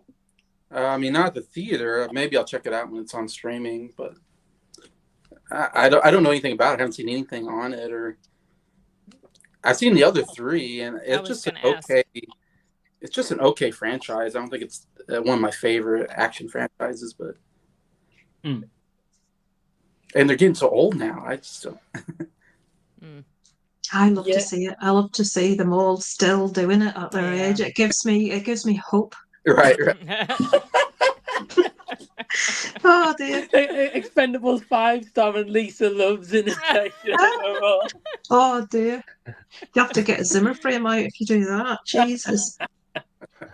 I had to run for a bus in Florida. I haven't ran anywhere in like 10 years. It was not a pretty sight. Oh man. I'm going to check out the movie tomorrow. So yeah, I'm definitely intrigued anyway. But can't wait to hear your review, Ellie. I think we're all excited to check it out, man. And I hope you're doing well. We've got Have Cheetah Will View Patrick. So hey Patrick, hope you're well. He says, hey, greetings, Mike. And he said, is that the secret member of the cinema squad up there? Is he referring to Lisa? I think that has to be talking. It has to be talking about Lisa. Yeah, he always says I'm a secret member of the cinema squad. Probably because I'm always watching their streams. And saying that, I haven't seen one in ages because it's all like at the minute about that Ashoka Star Wars stuff. So I'm behind. I love the cinema squad dearly, so that's why he always says that. Ah, fair enough. But yeah, hey Patrick, I hope you're doing well, man, and thank you for tuning in. Hey Patrick. And we've got Danny Duke saying, hey, hope you're all doing well. So hey Danny, doing good. Patrick Two says, nice Irish names, Patrick and Dan. I know, right? He says cocaine cougar, good lord, but not the worst thing I've seen this year. Okay, I could make a joke, but he watches IFC Midnight. Of course, it's not the worst thing he's seen all year. No. Joking. I'm only joking, Patrick. Don't mean that. No, I love Patrick though. He's great. Yeah. We've got Viewer says, this may sound shocking. I absolutely love Walk the Line, but I don't even own it in my collection. The only music biopics I own is Bohemian Rhapsody and Rocketman. Yeah. Yeah, cool, That's man. cool. That's a good one. Yeah. I agree, Lisa. It's actually probably the best one of those three. And I'm saying that as like a massive Queen fan. I think Walk the Line was amazing. I agree. Yeah, great. We haven't seen it in years, but I do remember really loving that. Great performances as well.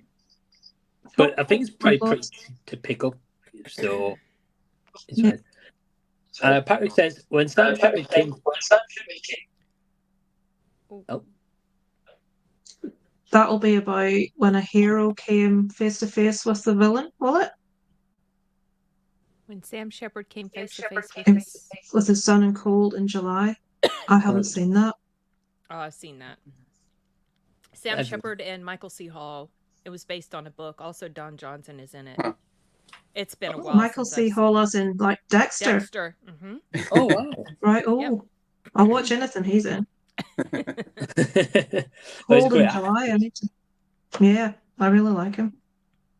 Never heard of Cold of July. No, he's back. He's back. Welcome back. Oh. Goodbye again, I guess. I'm not too sure. Maybe you'll pop back in. I'm not too sure. Elliot saying, I'm extremely jealous of the X's 4K book sale. Mike looks excellent. Yeah, nice. It was on pre-order at HMV and it sold out like within a day or two, I think, as well. So definitely cool. I really like the new artwork as well, man. So it says, I haven't heard of that one, Patrick, but it sounds interesting. I've added it to my list. He says, yeah, it's Sleeper, Trenchy, and Michael C. Hall and Don Johnson also in it. That's just saying before. I've got Menagio saying, hey, everyone, what's up? How are we all? Hey. Hey, man. Yeah, we all seem to be fine. Yeah, hope you're doing well. He says, has anyone pre-ordered anything lately? I've pre-ordered Marvel's Spider-Man 2, Hellraiser Arrow exclusive, Loki and WandaVision 4K Steelbook, Guardians 3, and the Cycle Collection on Arrow. Wow, okay, quite a collection. Yeah, Lisa, have you got any video games pre-ordered? I have. I've got the new Assassin's Creed pre-ordered. Was it Mirage, I think it's going to be called. So I cannot wait to get into that when it comes out. Oh, nice. Yeah, I know you're a big gamer as well, so... I have a wee dabble in a new... It's a good way to relax, I find, so... I'm still playing The Witcher 3 at the minute. I finished it, but you know the way you can go back and just do loads of stuff afterwards, so I'm doing that at the minute. Right. Yeah. Oh, that's awesome. So will Assassin's Creed Mirage be your next game you play, do you think? Yeah. The next big... I'm halfway through God of War Ragnarok as well, but I left it and went to The Witcher, so I need to go back to it again as well. I'm terrible. Oh. I drift between games too much unless I absolutely adore it, then you can't get me off it. But once Assassin's Creed comes out, I think I'll be stuck with that for a good few months. Yeah, especially the size of the maps and stuff. Yeah. Yeah, and I like to do every little tiny thing if I can. No. Yeah, I don't blame you. And yeah, at least I'm a bit like you. I kind of drift between games and stuff as well. I think what I played tonight, actually, before the stream, I was playing God of War 3, the remastered version. Ooh. So big fan of God of War as well. Yeah. Sin, have you got anything on pre-order? No, actually, I do not. No. Nothing. Okay. Jason? I never pre-order. That's not a thing I ever do. No, fair enough. Kieran? Yeah, Loki and WandaVision on a Steelbook. I'm looking to get that. Like I said, build up my Steelbook collection, and them two are my favourite MCU Disney Plus shows. So yeah, I'm going to get this Steelbook and hopefully get a cool design. So yeah, that's on pre-order now. Oh, awesome, man. Yeah, I know they're coming out, I think. Is it November? That might be wrong. Yeah, November. Oh. Yeah, awesome, man. Well, yeah, they could look like cool releases as well. As for myself, no, I've not got anything on pre-order. But great question, Nominagio. Does say it's going to be a busy few months for him. Officially about go broke. Marvel's going through brutality right now. Yeah. No surprise. Delboy says, "Have a great stream, Mike. You're a legend." Well, thanks, Delboy. Thanks to your guest for entertaining me tonight, Excelsior. Yeah, thanks, man. Well, thank you for tuning in as well. And Patrick saying, "Got a jet, doing a show in 5 minutes. Rock on." All right. Thank you, Patrick. Enjoy your show, man. Hope it goes well. Thank you for tuning in. Food Drew says, with Expendables 4 coming out tomorrow, here's Stallone question for you guys. What do you think is Stallone's worst movie? I think Spy Kids 3 Game Over. That's pretty bad, yeah. Wow. I'm going to be honest, I don't know if I can answer this one because I've never really seen many Stallone movies. I think the main ones I've seen is the Expendable movies, Rocky, Rambo, Cobra. I think that's the main ones. So I'm not sure. Lisa? Oh, I'm looking down movies. The only one thing comes to mind, and embarrassingly, is the Italian Stallion. Oh dear! Oh gosh! That's one he did right at the beginning of his career. That you will not saw really that? I've seen bits of it. I haven't seen all of it. I'll go with that. It's the only one I can think of. And what I did see was the acting wasn't anything to write home about, but I don't think that's what it was about. No, it wouldn't have been. So yeah, the Italian Stallion. There we go. That's mine. I heard things about that one, Lisa. I didn't watch it though.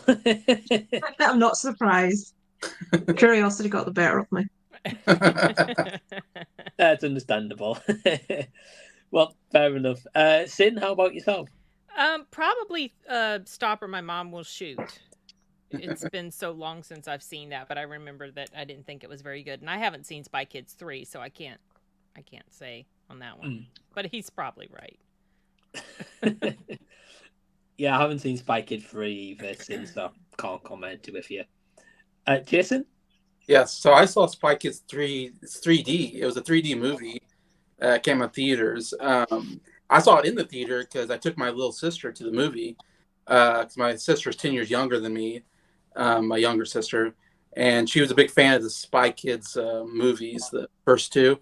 I don't think I ever saw it. I haven't seen the other two movies, but she wanted to go see it, so I took her to the theater to go see it. And it was like one of the first 3D movies I think I ever went to. And I remember it was back, we had these like classic looking 3D glasses we had to put on. Not near as cool as what they have nowadays, but I remember thinking Stallone was terrible in that movie. And I like Stallone, and he's a good actor. Like Rocky, great performance. Rambo, great performance. And then he can do these movies where he's just like terrible, and I just don't get it. I'm just like, what happened there? And in the movie, he's kind of like the villain in the movie. And he has like I forget exactly, but he splits his personality into like, so he's playing himself in 3 different versions or something like that. And so he's conversing with himself, and it's terrible. It's awful. God, that doesn't sound like much material to work with, does it? Right. Personally, just acting to himself most of the movie, and it's like, oh man. And he's trying to do different like characters, and it's like, oh, his character work was just not good. I don't know. It's just like, oh man, I'm kind of intrigued, Jason. I'm not gonna lie. yeah. But yeah, I think I'll steer clear from that one. Thanks for the heads up, Andrew, as well. Kieran, how about yourself?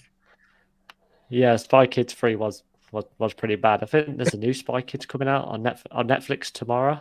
Really? That's what I heard. So, yeah, so trying to continue with that. I don't think it was Stallone's fault, but I'd probably go with Samaritan. That came out on Amazon Prime like 2 years ago. Yeah.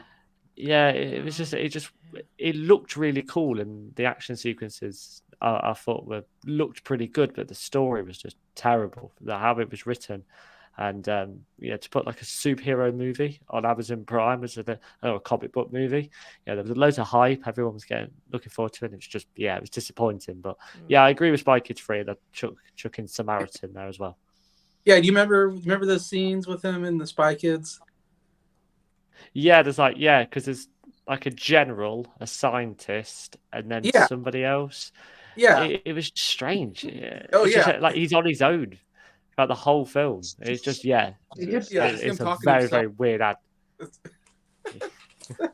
Wow, no I can't idea. imagine Stallone being a scientist, but fair enough. Yeah, picture him trying to be a scientist. I don't want to.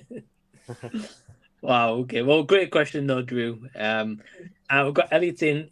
King Snarky over here. Definitely Elliot.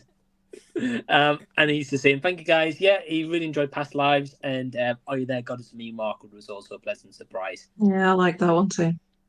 Me too, Lisa. Yeah, probably one of my favourites of the year. Yeah, I was really surprised by it. So yeah, great picks. Although Solar's Trench goes in, that's the best description of the Halloween end scene I've ever heard. Yeah, I agree. It was great. Gosh, don't remind me of that movie. I've got Cy Robson in the house for Hey Cy, and he says, "Stop or my mum will shoot" is possibly Stone's worst movie.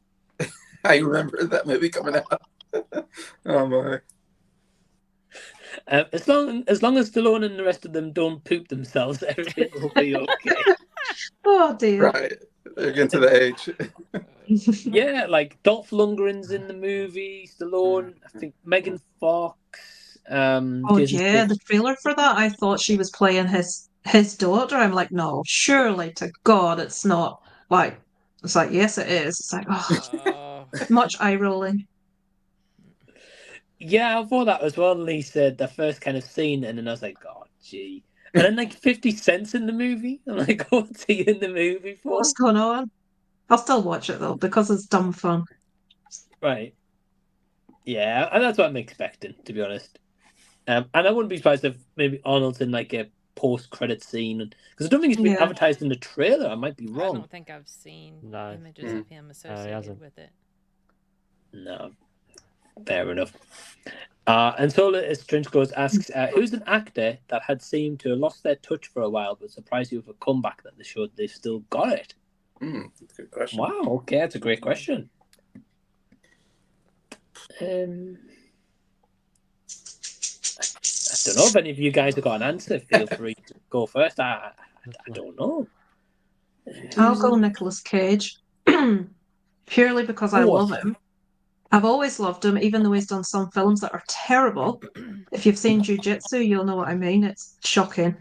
But like when he did Leaving Las Vegas, it proved what he can do. Then he took loads of really crap roles in crap movies. But what was the one? I actually loved Renfield. Absolutely loved it. And the comedy he did with Pedro Pascal, where he's like taking the piss out of himself the whole way through. Yeah. I think he's an ace actor, and I think he always gives his all to a role, but some roles he did for a long period of time, and I'm thinking about the remake of The Wicker Man, were terrible. But he can still... somebody said Brendan Fraser. That's an awesome answer that I wish I'd thought of. Yes, Oh, that's a good one. Brendan Fraser. Oh, man. Yeah. Yeah, for sure. Yeah, Brendan Fraser's had a great... Yeah, well, he won an Oscar, right? So... Yeah. Deservedly so as well. Yeah, won the Oscar. But I think that's a great answer as well, though, Lisa, with Nick Cage, because he was in a lot of like just DVD movies for a long time. Yeah, terrible. But like he says in that movie, he's like doing it to like feed his family. He's got bills to pay. I know he's rich, but you know what I mean? Even if the film's crap, he has to work. Right. So you can forgive him for some... I don't think he ever turns in a performance that he's not given is full in it. He's not given everything. He's not a lazy actor. It's just some of the performances and some of the movies were terrible. Right. Yeah, some of them are just like straight DVD movies, yeah. The bees! Yeah. Oh, God. I've seen that clip before. Well, yeah, so Lisa, funny enough you mentioned it, right? So I watched The Wicker Man, like the Nick Cage one, for the first time this year, because I'd heard so much stuff about it, so I was like, I have to watch this movie. You're going to say that scene wasn't in it, weren't you? I am, yeah. Because there's two different cuts of it. Someone else I know said the same thing. They watched it mainly to see this terrible scene about the bees, and it wasn't in it. I don't know what cut it's in and what cut it isn't. You know the way there's like theatrical and then the director's cut. I'm not sure what one it's in, but it's bloody awful. I was going to say, Lisa, I don't know if you've seen a cut where they cut it out, but it's like the ending mashup of it is awful. Really bad. The whole movie's not that much better. No, but that cut is awful. Like, so that bee scene's not in it. And I think, although it's memed and all that, like it's still quite a pivotal kind of, torture scene to an extent. Yeah. And then they've got like another scene afterwards where they do like what is it they're doing? Misery, what Kathy Bates does. The hobbling scene. Yeah, they do something like that in The Wicker Man, but that's cut out in the edited version, but the sound effect is still there. God, as if it wasn't bad enough, let's make it worse. Yeah, No. it's like that sound effect's there as they're dragging him up the hill, and I'm like, this doesn't fit the movie. I want to see that now. Wow. It was on Amazon. Me. It was on Amazon Prime, that cut. It was on Amazon Prime. I found out that was the cut. I So will even if you check. just skip I've got to the Prime. end. Yeah. Oh yes, that sounds good. I like to watch something horrible to laugh at it. Good. Yeah. Yep. Yeah. But no, great pick with Nick Cage though.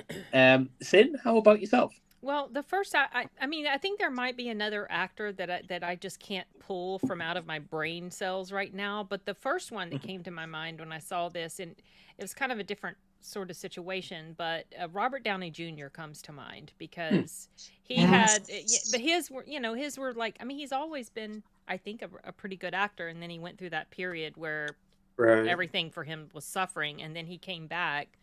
I think his first comeback movie was Kiss Kiss Bang Bang, which is an absolutely fantastic movie. And then, of course, after that, he got the Iron Man role. Yeah. So. And he's just been doing great ever since. I mean, he's had a few stinkers here and there. Like, I heard was it Dr. Dolittle?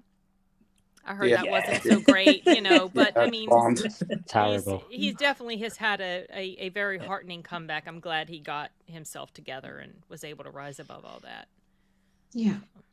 Yeah, I agree. Sin, yeah, I think he's definitely had a really good comeback. That Doolittle was not great. Yeah, I know. I've heard. But I honestly, there were a few years where I remember thinking that he was living out his role in Less Than Zero, and we were going to hear about him dead. Right. I legit thought that he was going to kill himself. Yeah. But fortunately, he was able to recover. So. Yeah, and I mean he's in Oppenheimer as well, which he does a really good role. Yes, everyone in there was great. Right. Yeah, it's a great answer. Jason? Yeah, the one I thought about was Jim Carrey for me. I was the biggest Jim Carrey fan in the 90s as a kid.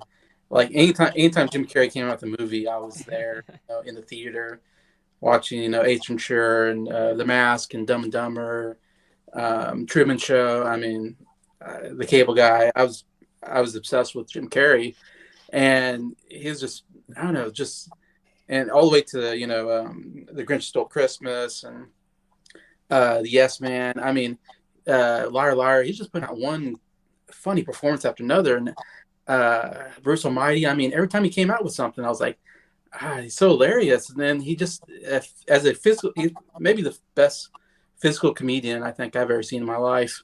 Just the things he can do with his body is just absolutely hilarious, and all this. And then he went through this really bad spell in I don't know if it was late 2000s. He did that Number 23. He's trying to do this like thriller movie, and it really bombed. And he did some others. All his movies were just bombing like crazy. He did the Kick-Ass 2, and I thought he was great in that movie. I watched that movie a year ago or so, and I don't like the movie, but I thought he was the best part of the movie. And he came out and said like he was against the movie. I don't know if you remember. And he got kind of weird. He grew his beard out really long. And he was just really weird on the red carpets, and he was just very political. He got super political, and everything he said was just about politics. And I don't know, something happened there, and he just kind of disappeared for a little bit. And then when he came back with Sonic, the two Sonic movies, I really like the two Sonic movies, and a lot of that's because Jim Carrey still has it. He still is very funny, wants to be, and so that was cool to see him go, wow, Jim Carrey can still do it. And I don't know. I think he's still not really into doing a lot of movies right now. I think he even said he was going to retire maybe, but it's like. I heard that. He did, yeah. I would have liked to have seen him in more serious roles, because The Truman Show is probably my favorite of his. Eternal Sunshine is so good. Yeah, I don't know why he only does those. It's like people expect a very specific thing from him, and when they don't get it, they don't buy in. But I'd love to see. It's like Robin Williams when he did more serious roles near the end of his life. I love them, and I would like to see Jim Carrey do something a bit meatier, a bit more serious. Oh, he can, yeah, if he wants Oh, to. he definitely can. Yeah. He's got it. Yeah. I think it's just the public just expects him to be comedic, and Yeah. Right. Yeah, it's unfortunate because he proved his dramatic abilities in some of his other earlier movies, and also in scenes in Liar Liar. Even though that's a comedy, there were some very moving moments in there. Mm. Yeah. Yeah, I agree. Yeah, I would like to see him, like you said, Lisa, in more serious stuff. He's fantastic. Yeah, what was the Man on the Moon? I mean, he might have. Yeah. He was probably this close to getting an Oscar nomination for that role. Yeah. I would bet you. I think he won a Golden Globe, maybe, but yeah. Yeah, he's a fantastic actor. I agree. I've just thought of one before I come to Kieran because I was having a thing while you guys talking. I'd say for me, probably Adam Sandler. Yeah. Yeah. Because he was hot in the kind of early 2000s, 90s. 90s, he's huge. And then he kind of went downhill, like, That's My Boy, Jack and Jill. Yeah. And, oh Mm. like them Yeah. direct-to kind of DVD movies. Bad ones. And then he's had like a big resurgence recently, and Yeah. he's doing. He's another one that's good with serious roles as well. He is Doing so much better, yeah. With the Hustle, I thought he did a pretty good job there. Yeah. Uncut Gems was a really good one as well. Yeah. Uncut Gems. It was Uncut on Gems. Netflix. That was really good. Like, Yeah. that Hustle was really good. Mm-hmm. But yeah, you're right. It's more like these people think they're just comedy actors, but more serious roles that can do them. Yeah, of course. He seems to be pushing his daughters forward a lot more now, wasn't it? What was the film? You're So Not Invited to My Bar Mitzvah, and it's his two daughters that's in it, and I think his wife's in it as well. Oh. Yeah, and it's his family's in all his movies. Character. Sorry? His family's always in his movies, aren't they? Are they? Jeez, I didn't know. But they were like really like the center of it, and he was like a background character, barely in it. I quite like that he took a back seat and pushed his daughters into the focus of the movie. And I enjoyed the film. I thought it was good. Okay. I haven't watched it yet, Lisa, but I'm glad to hear it's all right, though. Yeah, I enjoyed it. I thought it was good. And it's not my kind of thing at all, like a teen, that sort of. But it's like with that, Are You There, God, It's Me, Margaret. I'm not into teen, like romance or comedy stuff, but I really liked it. And in the same way, I really liked that. I think it's called You're So Not Invited to My Bar Mitzvah. It is, yeah. I think it's just come on Netflix a couple of weeks ago, maximum, maybe. Yeah.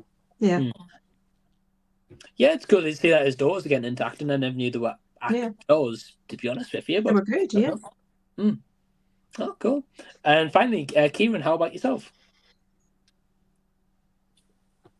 Well, actually, I've just checked the chat and somebody's said it, but Brendan Fraser for me was there. Brilliant. I really liked him in The Mummy. I thought he was really good in that. And then, he just sort of slowly started to sort of die off. Not a lot of roles were given to him, and I think he had some struggles as well with like award shows and the way that they decide, different ideas behind that, which was really sad. But yeah, actually, the first time I saw him was Doom Patrol, which I really liked, that TV show, and he was really good in that.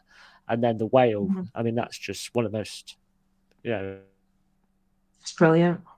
So, and it was a real shame as well when I heard that he's, the movie Batgirl that he was in, it like just completely cancelled, because I just thought, why wouldn't you have released that after he won the Oscar? That would have been great advertisement. But even if you just put it on HBO Max, you don't have to put it in to cinemas. Just give it at least a movie a chance. So yeah, I'd say Brendan Fraser. Yeah, he's a fantastic actor. Yeah, that's a great comeback story. Yeah, it really is. Yeah, because I think he had like a few things going on behind the scenes that kind of came out as well. So yeah, it's good to see him back. I'm intrigued what he's going to do next. Anyway. Yeah, he did. I think there might be talks of a new Mummy. I think I last heard in rumors. Oh. I think I heard him say he would like to do another Mummy movie. Oh, okay. That would be exciting. Yeah. But I'd be there day one if it came out. So I hope so. Yeah. Yes, I see. And Brendan Fraser had a great comeback. Yeah, agree. So the trench coat saying original Commander Christopher Lee's the only one. Absolutely agree. It should be. Yeah. Yeah. It's a fantastic movie. Brendan Fraser, with Doom Patrol and The Whale. So Trench goes in, Rain Over Me and Punch Drunk Love it. Two. Yeah, Rain Over Me was definitely like kind of late 2000s. I thought that's the first time I saw serious Adam Sandler. Yeah. It's a great movie with Don Cheadle. I don't think I've seen that. Rain Over Me. Really good. He did a movie called The Cobbler. Sorry? No, go on, what are you saying? He did a movie that was called The Cobbler, which was really good, that I really liked. Has anybody seen that one? Yeah. Oh, I love that. People usually look at me like, what? When I ask if they've seen that, but I don't think I've seen Rain Over Me. I would recommend it, Lisa. It's from late 2000s. Him and Don Cheadle. No. Means first time I saw him. Oh, hang on. No, maybe I have seen this. My memory's awful. Right, I might have seen it, but I think I'll probably watch it again. It looks good. Cool. This is why I started Letterboxd, because I forget I've seen something until I'm halfway through it for the second time. It's like, I've seen this. So now, as long as it's within the last 5 years, I know if I've seen it. Mm-hmm. But I'll probably watch that. I think I've seen that one, but I've forgotten enough that I could watch it again. Yeah, Letterboxd is great. I love it. You need it, right? Nowadays, you're just like, did I watch that one? Yeah, I did actually. Yeah. Oh, I'm terrible. Letterboxd says I did, so I guess I did. I've got Pugwell316 here, so hey, hope you're doing well, man. He says, hey, guys, great show. Vampire's Kiss is a masterclass, but Nick Cage is so similar to Max Shrek? I don't know what that is. A lot of people thought it was just an over-the-top performance. I'm assuming that's is that the character he was playing, or is he talking about somebody else? I don't know. I think it's the character he was playing. Yeah. It is fantastic, though. It's a brilliant movie. Oh, okay. I'm glad someone's seen it. I was like, who's Max Shrek? I was like, I don't know that name. He's playing, so is it Max Shrek? Oh, God. We're asking the person with the worst memory in the world. Isn't that the character that he was playing, like when he would talk to himself in The Unbearable Weight of Massive Talent? Yes, with the black, I think so. Leather coat. Yeah. Max Shrek. Blah, blah, blah. No, that's not. Is that not his character? Max Shrek is known for Nosferatu. Oh, dear God. I don't know. Right, I don't know. It's obviously linked because Vampire's Kiss Nosferatu, isn't it? So, yeah, it's the one that's always memed where you see him having a really manic face. I'm sure that's Vampire's Kiss. Yeah, I think it is. Okay. Yeah. Okay, I'll have to have a look. I'm not too sure. Yeah. Max Shrek's the actor that played Nosferatu. That's my favourite vampire movie, and I didn't know that. What a disgrace am I? Okay. Yeah. I actually even own a steelbook of that. That's how much I like that film. Yeah. In the original 20s. Right, okay. Okay. Sorry, Pugwell. I wasn't too sure. Nick Cage was even in Vampire's Kiss. Right. Okay. Yeah. Okay, thank you for clarifying that. I've got to say, probably the last comment before we kind of kick things out here for the hour and a half. It says, talk about Nick Cage. Have you seen the trailer for Dream Scenario? To end the world's dream about Cage's character. Okay. I'm on board for that. I haven't heard of it, but I like the sound of it. I think, if I'm not mistaken, it's an A24 comedy movie. Of course. Right. Right. You don't like A24, Jason? No. I like some and I don't like others, but I like more than I don't like. So, yeah. If it's got Nick Cage in it, I will watch it. I love him. Yeah, if it's got Nick Cage in it, I think it'll be interesting. I didn't see the trailer, but I'm definitely intrigued, though. If we can get a Nick Cage, Arnold Schwarzenegger movie, Lisa and Cindy in the theater together. Before everyone else. Yeah. Thursday previews. Right. Oh, hey, Lisa. Hey, Sin. Well, I'm surprised them two have never been in a movie together.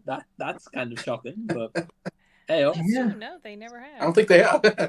I'm gonna have to check out that trailer now that he's mentioned that.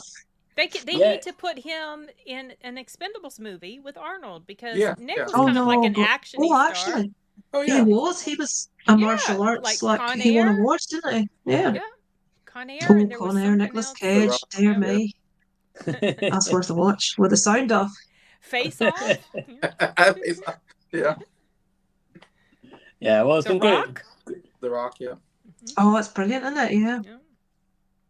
Yeah, it was a great movies from back when as well. But yeah, Dream Scenario, I'll have to check out Lisa as well. I'm with you. I'll have to... Yeah, me too. Well, first, that kind of wraps up the hour and a half flew by. So I want to just thank Lisa, Kieran, wherever he went off to, Sin, and Jason, being full of technical difficulties.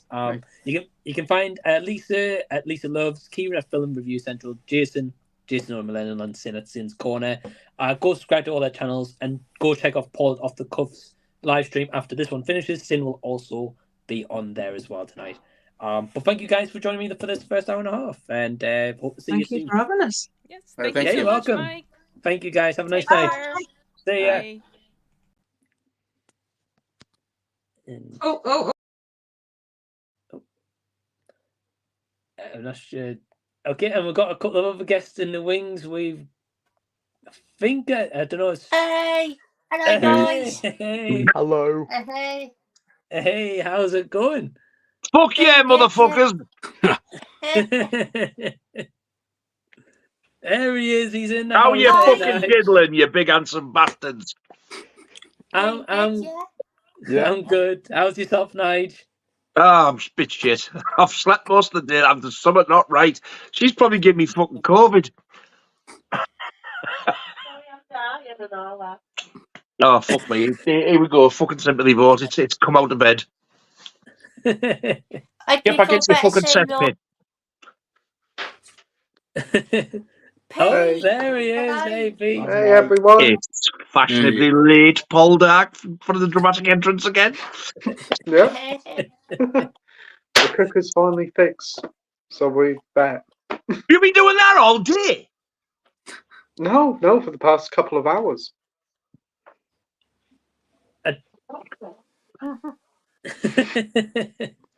I didn't know your cooker was broke, Pete, so I'm glad it's fixed. Yeah, literally just before, like about 7 o'clock, boom, cooker didn't work. Oh crap! But now it's fixed finally. So Who did most of the work? You? Did I heck? I just sat on the sofa and watch. Oh, I was going to say send them the bill. So yeah, how you doing, Pete? Anyway, you doing good? Yeah, doing good. Thanks for the invite again, Mike. Always enjoy these streams.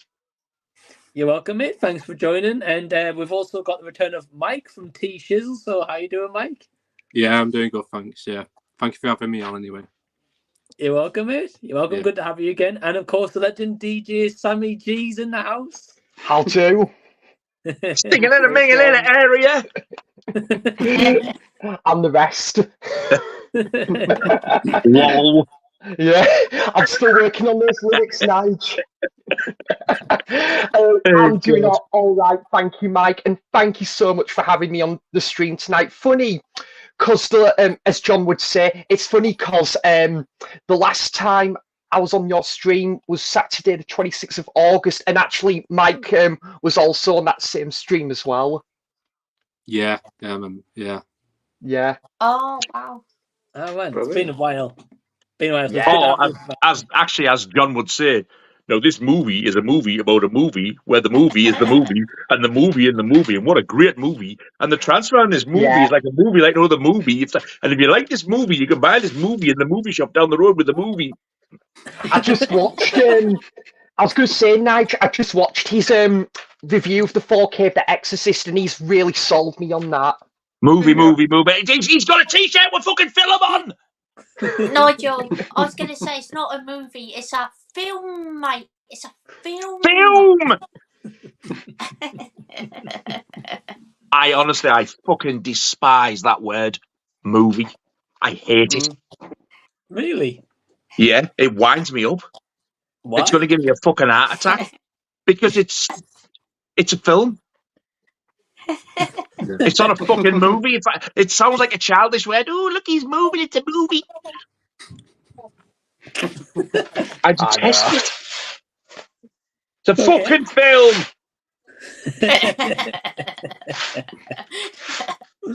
It's yet another thing we've been fucking Americanized too. Same with when you leave school. I'm going to the prom. We had a fucking school disco and liked it. Oh, I've got a corsage. No, it's a fucking flower. I'm going to the mall. No, you're not. You're going to the fucking mall. Do you go to London and go and visit Pall Mall? No, it's Pall Mall. M-A-L-L. We're not American. Yeah. Even Honestly, that shopping centre. the British are fucking idiots.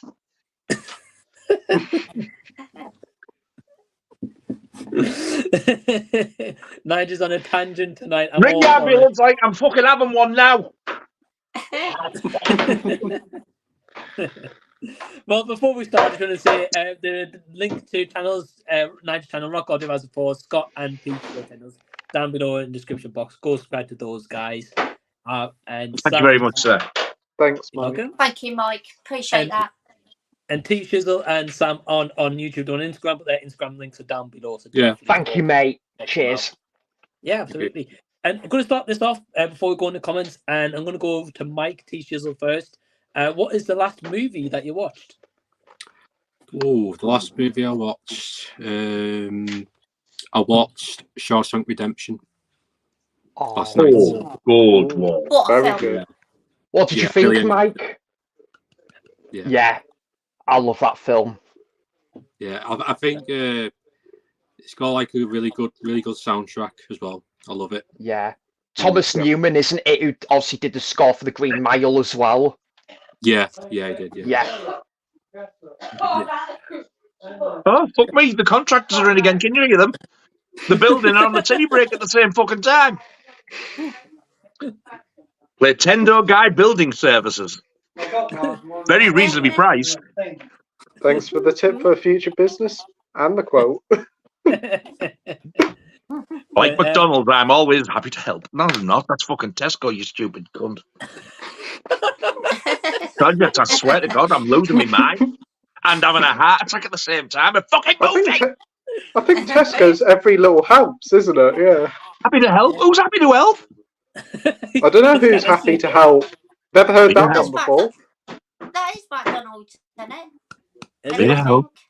McDonald's is loving it. Oh, yeah, no. Filthy beast, you always have to go one further. Happy to help. Happy to help. It exists. Please That comment. really sounds- Put me out of my misery. It sounds. I recognise that from somewhere, but I can't remember where myself. That's Or am I probably- thinking of every little helps? I'm sure there's that. Isn't McDonald's I'm loving it? Isn't that their slogan? Yeah. That's the one, yeah. Anyway, you best ask your next question, Mike, or it's going to be fucking... You're going to ask other questions. Get ta-ta. Yeah, sorry guys, my stream that's the third time it's cut out tonight, so I don't know what's going on. But yeah, Mike, great film there, Shawshank though, mate. I haven't seen it in a long time, but great one, mate. Yeah. Sam, was your last movie you watched, was it Scrapper? It was, and I really connected with that one, Mike. I thought it was really good. It wasn't a patch on the After Sun, but I did thought it was really great. I think I've got it in my top 10 of the year because I haven't, unfortunately, some of the new releases that I thought were going to be right up there just didn't hit the landing, unfortunately. But that was a really good one. It's kind of up there with like the likes of Rye Lane and other films like that. So very good film. That really enjoyed it. So he's watched Scrapper before we've even fucking managed to film it. Yeah. Well, Nige, that I was going to say, Nige, that's the other version I want to check out. We've got the movie Critic on the soundtrack as well. Yeah. Yes. Oh yeah. Message in a bottle. Yeah. A message in a bottle. Right, so right at the end, there's going to be a wedding scene. I'll bet you can't fucking guess what he's going to sing for that one. Nice day for a white wedding. Now I was thinking Jingle Bells.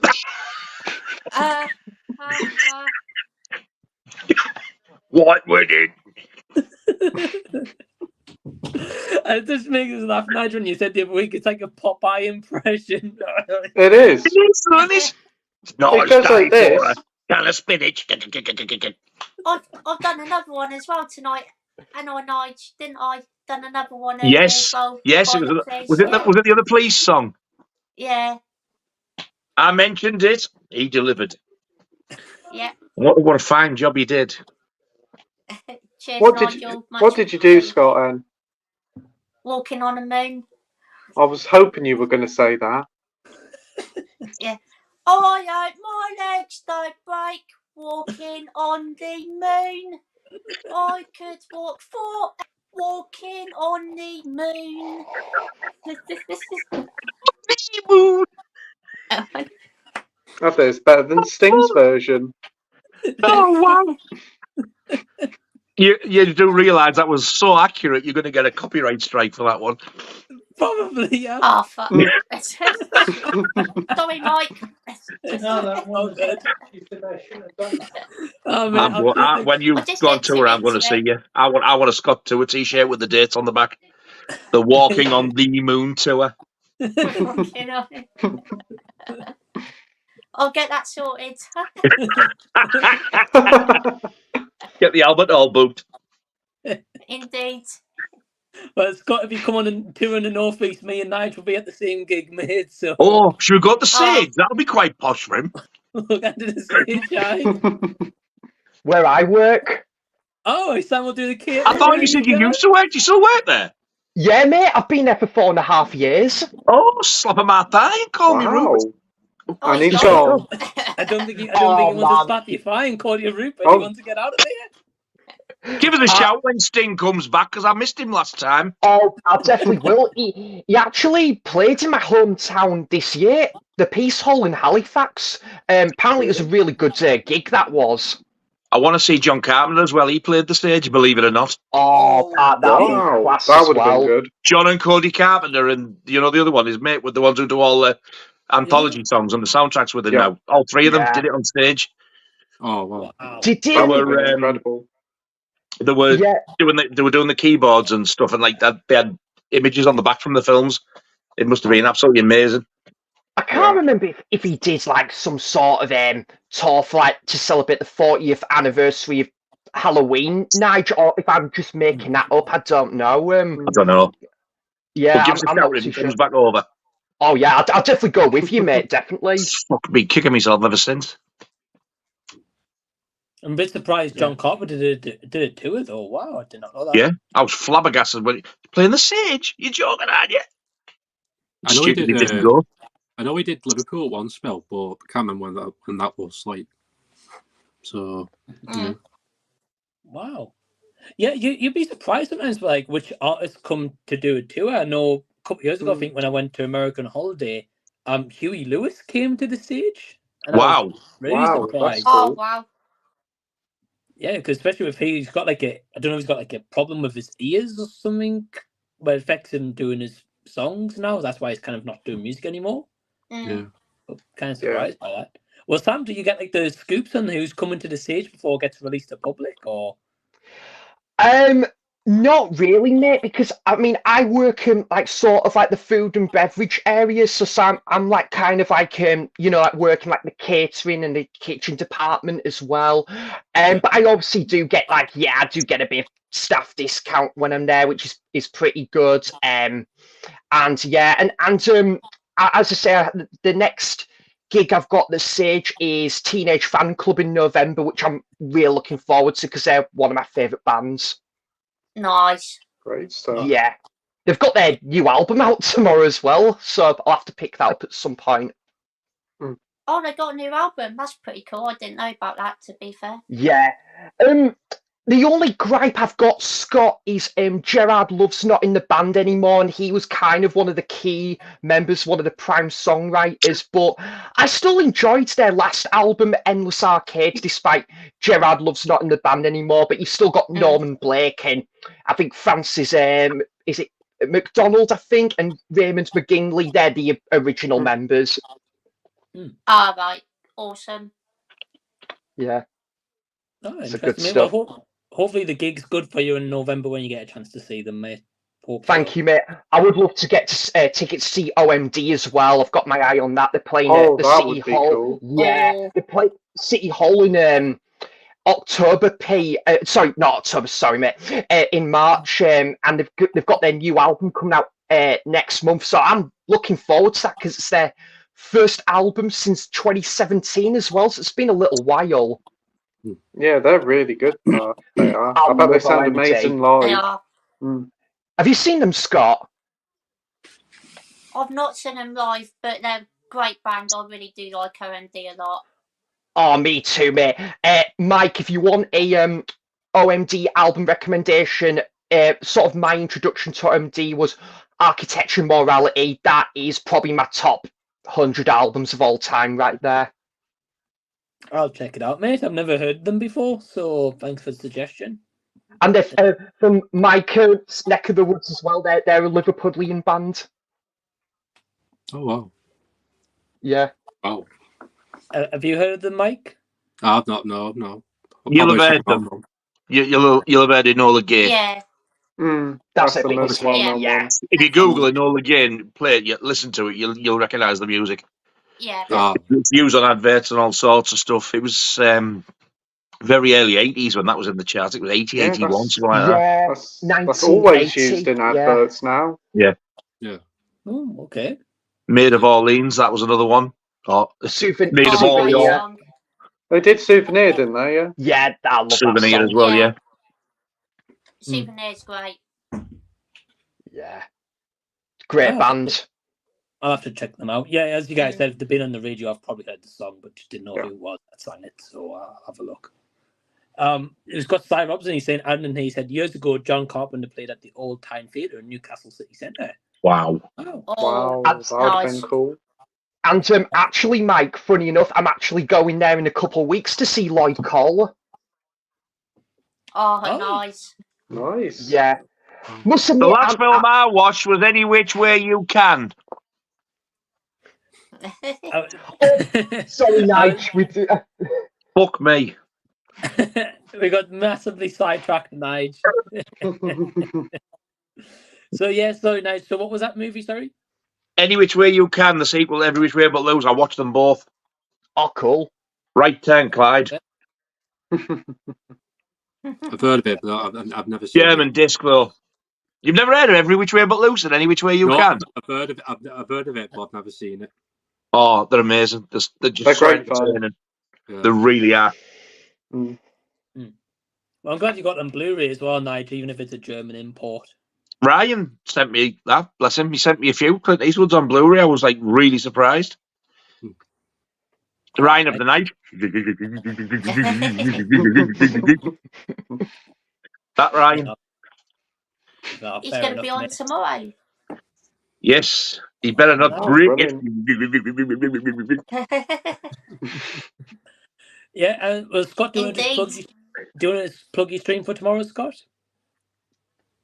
Yeah, sure. Cheers. So, tomorrow, 8 o'clock as always. I'm going to be doing a live stream for a couple hours. Obviously, Nige should be on, which is great as always. Always good to have Nige on.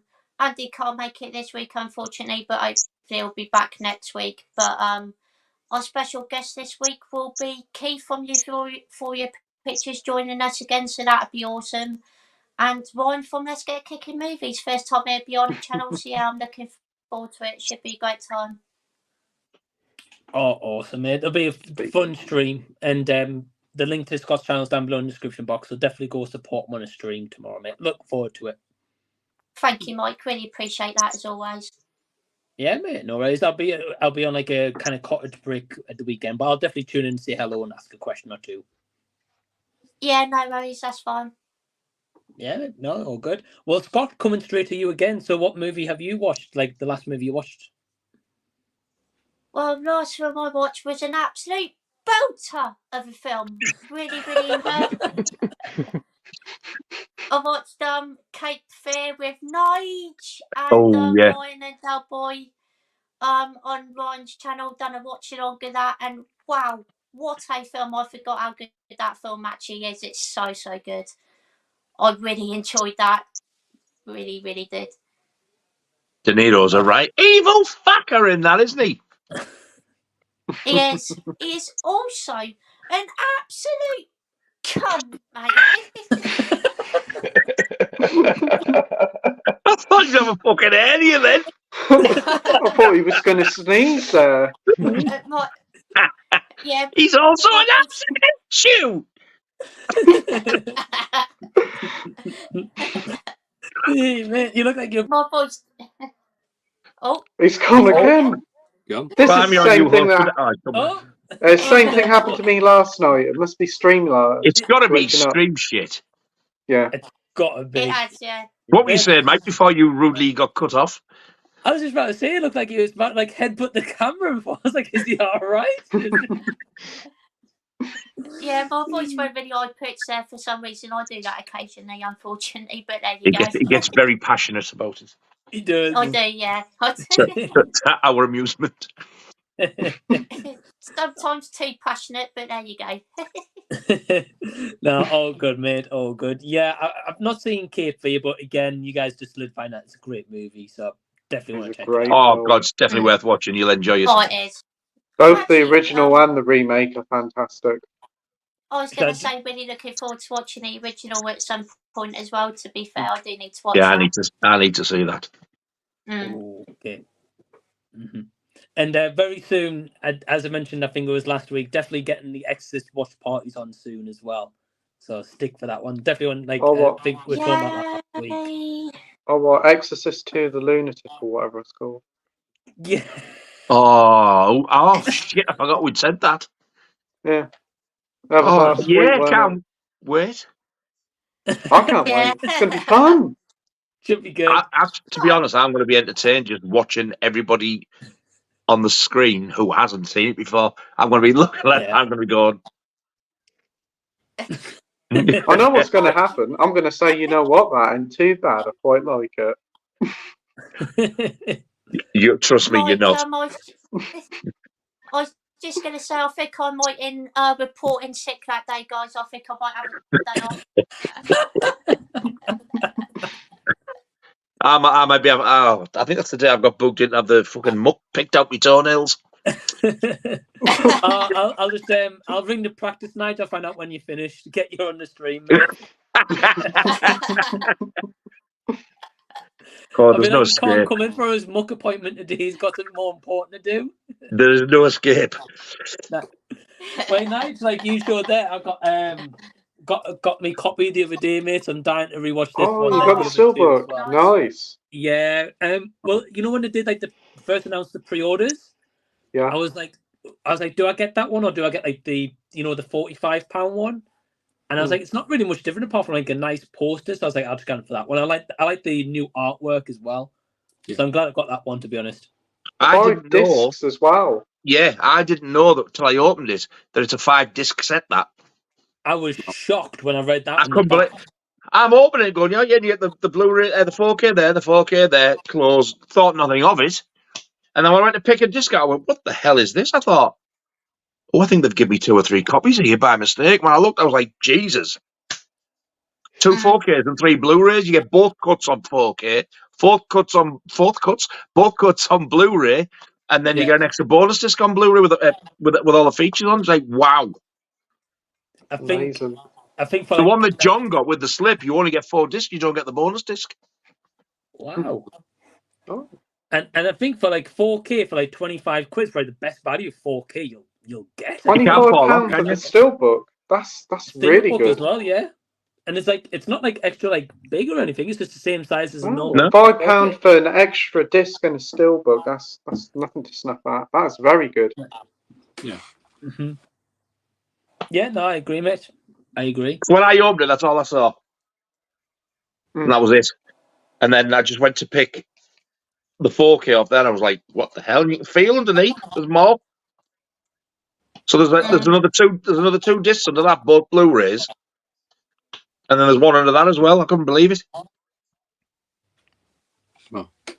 5 discs, and I thought it was just 2 4Ks. Oh, definitely. Well, it sold out pretty quick as well. And the transfer is absolutely beautiful. Is it? I'm going to watch it it looks this amazing. weekend on Monday. So I'm excited to check it out, Nige. Well, Pete, what was the last movie that you checked out? The last film I watched was No Hard Feelings, the new one with Jennifer Lawrence. That was a lot of fun for reasons. It was really entertaining. I wouldn't say it's the funniest comedy I've seen in a while, but it was good fun. Kind of reminded me a bit of the American Pie films, and yeah, I'd like to see some more of them. And Jennifer Lawrence was actually really good in a comedy. Nice change of pace for her. Mm-hmm. Yeah, I definitely agree, mate. Yeah, it's nice to kind of see like a raunchy comedy kind of come back again. Yeah. All is forgiven for the Hunger Games now. When he said I'd like to see more of them, he didn't mean films, he meant Jennifer's titties. I know. I'd like to see more I cannot confirm or deny. You don't have to. I'll do the fuck up for you. Well, Pete, get yourself down to CX, mate. There's Mother, there's Red Sparrow, No Hard Feelings, mate. I've seen Red Sparrow. That's pretty good. And I've seen Mother. Wasn't keen on that one. No, but it's more her just getting everything out, though. Yeah, so. Yeah, that's true. It must well, be maybe she'll have more roles like that in the future. Must be in a contract for every movie now. Like, right, must get Kit off. Sign here. Yes.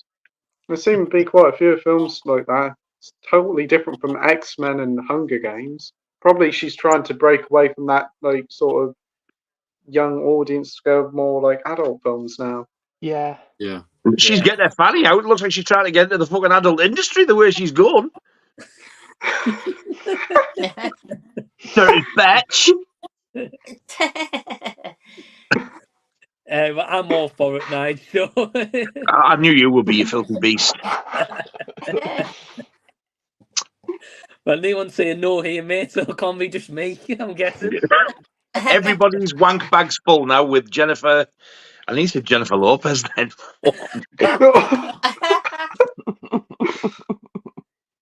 Jennifer Lawrence material. Oh, God almighty. It's been a long 55 years. Mike, have you ever seen Silver Linings Playbook, by the way? Are you talking to me or T Shizzle? Either or. I've seen it, yeah. I've seen It's really good. That's probably my favourite film with Jennifer Lawrence in. That's pretty good. That's Bradley Cooper as well, isn't it? Yeah, Robert De Niro as well. Yeah, really good. Oh. Yeah. That film is absolute quality. Can I confirm live, seems it was done live, that Scott was wrong and Pete was right. He did say question last night, not mushroom. Yes, I know. Yeah. He did sound like it, though, at first. It's hard. Question something. Scott goes, what'd you say? Mushroom? He went, I never said mushroom. You did. I said maybe question. It was a slip of the tongue. Mushroom. Maybe it sounded a bit like mushroom on Scott's end, but yeah, it was definitely a question. And now whether he's had it there, I don't know. I'm not going to even look. I'd be that on his end. I don't want to say. But yes, you definitely did say question, sir. You were indeed correct. Phew. Yeah. And I did listen back to it properly a few times, and yes, I can confirm you did say question, and I was being a deaf twat as well. Yeah, that's exactly what I called him. I said he did say question, you deaf twat. Well, thanks for the clear up, Nige. So yes, if you were watching, yes, it was question, not mushroom. I can see where the mistake happened. Because they're very similar. Yeah. Well, in the chat we've got Lewis in the house. He says, "Evening, Mike and guests." Hello. Hey, man. Hey, Lewis. Hey, hello, Lewis. We've got a legend Marvel fan in the house. Hey, all. How Hiya, you doing? mate. Hey, hello. Good evening, Squire. Hello, Marvel fan. Lisa says, "Did someone say Paul Dark?" Yes. Ooh, That's him down there. This handsome bastard here. This one. And Lisa's saying, "Hey dudes, if you had to choose a country other than US or UK that you enjoy movies from the most, what would?" Oh, sorry, she says, "Where would it be? Oh, If it's not a US or UK film." Oh. Great question. That's a good one. We've never had that one before. Mm-hmm. Other than UK or Oh, US. good one, Lacey Poos. I don't know. We haven't had one, that. Yeah. Yeah. I would say maybe Korean cinema, but the ones I've seen I've really enjoyed. That's French, a good one. like French ones, yeah. Oh yeah, French movie, Yeah. I'm going to say Canada. Ooh. Because I love some Canadian stuff, like My Bloody Valentine's Canadian. Right, yeah. There's quite a few films because of the accent. I've thought they were American when they come. It was like made in Canada. I was like, wow. So yeah, I do love some Canadian stuff as well. Oh wow, okay. I didn't know it was made that night. So that's interesting. My Bloody Valentine was, yeah. I didn't know that either. To be fair, that's quite cool. Oh, I think awesome. Black Christmas was as well. The Bob Clark film. Really? That's a Canadian film. Oh, the original one, Nige, yeah. The original, yeah. Well, Love that movie. Oh God, it's creepy as hell, isn't it? Even to this day. Nige, have you seen the most recent Black Christmas? I think so, yeah. Hey, Jesus. Never again. Oh mate, it's the only Black Christmas remake that's worth watching is the 2005 or 6 one, whenever it came on. That was really good. I saw that and enjoyed it. It's on a patch on the original. Yeah. No, I mean, I haven't seen that one. I just seen the original and the new one, and that new one put me off watching remakes of Black Christmas. The 2006 one, it did get a very limited, just a standard Blu-ray release, which is the blue cover, no slip, nothing in the States, and I think Canada. And it's like rocking our shit now. You can't get it. I've got the DVD, but I would love that Blu-ray, but it goes for a fortune when it comes up. Does it? I'm surprised it hasn't had a decent re-release like Scream Factory getting hold of it, something like that, because it is actually a pretty good slasher film. But that recent one, Jesus. Yeah, mate. Maybe some point in the future, might Scream Factory might pick it up, possibly. I hope so. It's worth re-releasing. It was good. Really enjoy it. But the original, not a patch on the original. Yeah, I agree. Scott, how about yourself? I was thinking maybe French or Korean. I'm not too sure which one because I think they both do really good films, to be fair. But maybe French. I really like some French movies, to be fair. There's some really good ones. My favourite one is maybe The Haine. That's a great film. Really enjoyed that one from the 90s. I think that's a really good one. Yeah. Even though it's quite a hard watch, I do like Irreversible. I think that's a really well made film, despite all the content in the film. And yeah, there's some other really good ones from France as well. So yeah, I'm going to go with France. Yeah, mate, great pick. I've still not seen Irreversible, but I've heard you guys talk about it so many times. So one scene was enough for it's me. an interesting one. Yeah. It really isn't. Have Toy Story on it afterwards or something to cheer you up. I will. Yeah. I've got Toy Story on Blu-ray, mate. I'll probably straight in the machine afterwards. Yeah. Yeah. I've got that one as well. Oh. Like Spanish. Oh, that's a good one. That's Spanish. Yeah, that's a good film. Yeah, Last Matinee. Yeah. Yeah. I absolutely love that film. Yeah, I love it. Fucking love it. We've all got Nigel to thank for that recommend. He's recommended us all that film. Yeah, I agree. Oh, thank you. No worries. And another great Spanish one is have you guys seen Wreck? Oh, fantastic. I've never seen it. That is one of the great, well, it is the best found footage film I've ever seen. It feels like you there. It doesn't feel like a gimmick. It feels warrant the found footage does. And my word, is it tense. It's only about 78 minutes, but it's fantastic. It is. And the sequel continues pretty much where that one finishes off. And that is just as good. There's 4 films. And honestly, whilst the 3rd and 4th one aren't as good, I think it's a very good series to get into. Great films. Yeah. Oh, I wonder if I can get out of the Scream Factory box. Yeah, I've seen the first one, Nigel, last Halloween. Tyneside Cinema put on the original one. And first time I seen it, mate, amazing movie. I agree with Pete. I don't think I would dare go and see that at the cinema. I'd fill my briefs. Oh, mate, there was one part, I'm not going to ruin it for you, I nearly jumped. Mind, I will say. Pete probably knows the scene. Yeah. There's quite a few scenes in it. See, the found footage stuff, like Paranormal Activity and stuff like that, when they're going with the camera and they're walking around the haunted place, or I'm like this. Because you just never know. Because when it comes out, I mean, you know how much I love the horror films, but I'm just frightened to have a fucking heart attack and die on the spot. Paranormal stuff really scares me as well, to be fair. I can't do paranormal shit, not at all.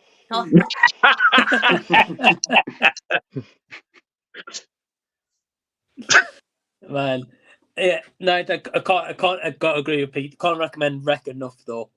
And the sequel number 2 is not too bad. Number 3 is completely different, really. I haven't seen the 4th one. Pete. It ditches the found footage. It does partway through the film. It does, and the 4th one does ditch it entirely, the found footage as well. But it's still pretty good, and it offers a nice end to the story and the characters in it. Oh, so they've actually got a decent ending for it as well. Yeah, it has. Oh, excellent! I love it when that happens. Yeah. The 3rd one's a bit of a spin-off, but the 4th one rounds it all up and ties them all together. Yeah. Is it subtitles or dubbed? It's subtitles. But it's like last matinee where you can watch and it doesn't spoil anything. You can read and carry on watching. Because there's a lot of films they have far too much to read when a lot's happening and you miss stuff. Well, it's all very slow-paced sort of horror anyway. It all works in tone with the film because you follow like a news reporter. You do. You feel like you're with her. Yeah. Because the last matinee and I Saw the Devil, they were just nicely paced. I could read it without missing anything. Yeah. Yeah, Nige, Rex like that as well. I agree with Pete. Yeah. I would love to know your thoughts on that one, Nige. At least the first one. I'll try and see if I can track it down. Then I'm intrigued. I never was, but you can get it on Arrow. You can. Yeah. Scream Factory have done a nice box set with them all in, so I've always ummed and ahed. I thought I don't think it's my thing, so I won't bother. But now you've got me thinking now. You've got the Arrow releases, Pete says, or if you want to try the bog standard Blu-ray, Nige, I think CX maybe a couple of quid. I think not expensive anyway. So it'll be interesting. Talking about English slang before, Lisa saying you're going to the Pekin shopping centre, not the mall. Gotta love the bell end. Oh, you laid it all out now. Oh, and Sai saying, "What's Nigel's favourite movie?" The Matrix. Thought so. But Matrix is such a It's good between movie. The Matrix and Alien and Eraserhead. I love all three, so it's kind of hard to pick one. Yeah, I thought so, Nigel. Would you say that they're all shite, Nigel? Me? I don't say things like that. I thought you did, but well, maybe I'm wrong. Yeah, but then you also thought Pete said mushroom, so Oh, true, yeah. I can't deny get your fucking ears cleaned. I will do. Scott, you're slacking lately, mate. I don't know what's going on. Oh, no. I'm losing my mind. I only got that because I like the artwork. The film's shit. It is, Nige, yeah. You didn't go see the Tyneside with Sam or anything either, did you, Nige? I wouldn't even entertain it. And I fucking fancy showing it in 3D. What idiot would go and see that shite? Oh, worst film ever made. So bad. It's fucking, and I swear to God, if I find out anybody's bought this, they'll be getting a right fucking mouthful because I wouldn't buy shite like that any day. It's subscriber mail, that one, was it, Nige? What? That was just a hologram. Oh, fair enough, mate. Fair enough, mate. I've got the Matrix and Alien hid under there. Thought so, mate. Thought so. Steel books and all, aye. Oh, yes. Big box sets, the lot. The finest editions of the best movies. Yeah. You fucker. Oh, sorry, I mean films, mate. Film. Fucking film. So I was trying to go say somebody's got to make Crapper Scrapper call up trauma full moon. What? Hell, What? even A24. Someone needs Trauma, to full moon, hell, even A24. I don't know. Crapper scrap. It's too highbrow for A24. Small traumas stuff. Crapper Scrapper is. Yeah, no, definitely I agree. We've got Sam's Harry gone. from. Yeah. He's back. back. Here he I'm, is. I'm so sorry, Mike. The internet's been absolute shockingly bad. I don't know what's been going on. There's been a lot of it lately, though, mate. It was happening the other night. Yeah, I'm afraid Yeah. so. Do you think it could be to do with StreamYards, did you say, Mike? Or was it Nigel said that, sorry? A lot of it can be, but mine the other night was Sky. It was happening all over the country. Everybody was saying their internet's gone. Yeah, the weather isn't helping. There was a lot of thunderstorms the other day as well, wasn't there? And all the rain and the storms, it hasn't helped. Yeah. I'm afraid so. I mean, it was actually kind of good today, to be fair, Mike. It was actually really lovely outside, but yeah, the internet's been absolute pants recently. I'm hoping that it will resolve itself in due course. Hope so, mate. Yeah. Well, StreamYard's got 4 times the most, so yeah. But as I say, Mike, I'm a glass half full kind of guy. I like to stay positive about this stuff, and it doesn't, tarnish my enjoyment of being on these streams. I still absolutely love it, nonetheless. Yeah, mate, definitely, and it's good to have you. And so, yeah, mate, don't worry if you disconnect. Or any of you So guys, sorry, mate, if I keep cutting out and that tonight. If it's gonna go absolute shite in the next. I wasn't expecting that. No, Lol. Yeah, right, because you missed it. I'll do that again. Shite. That was scary. I don't know what happened to Liam there.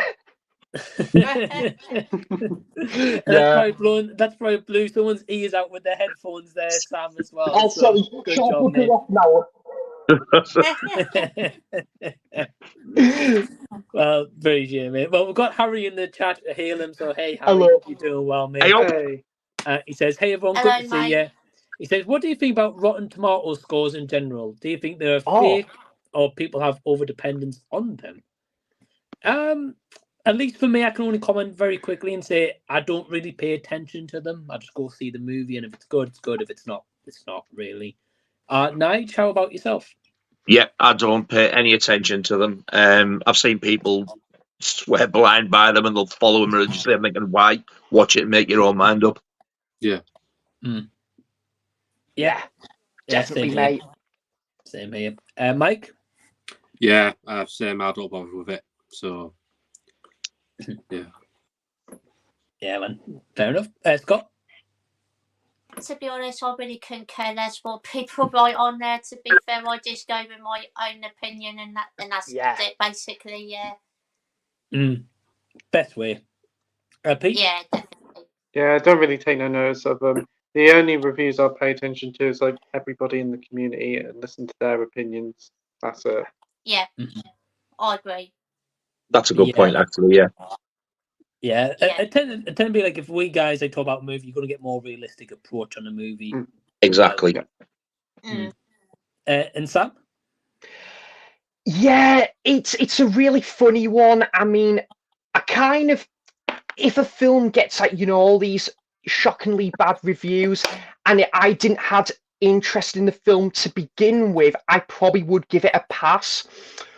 But there's that thing where, I think it's so interesting to listen to other YouTubers and their takes on films that's got a bit of a bad rap.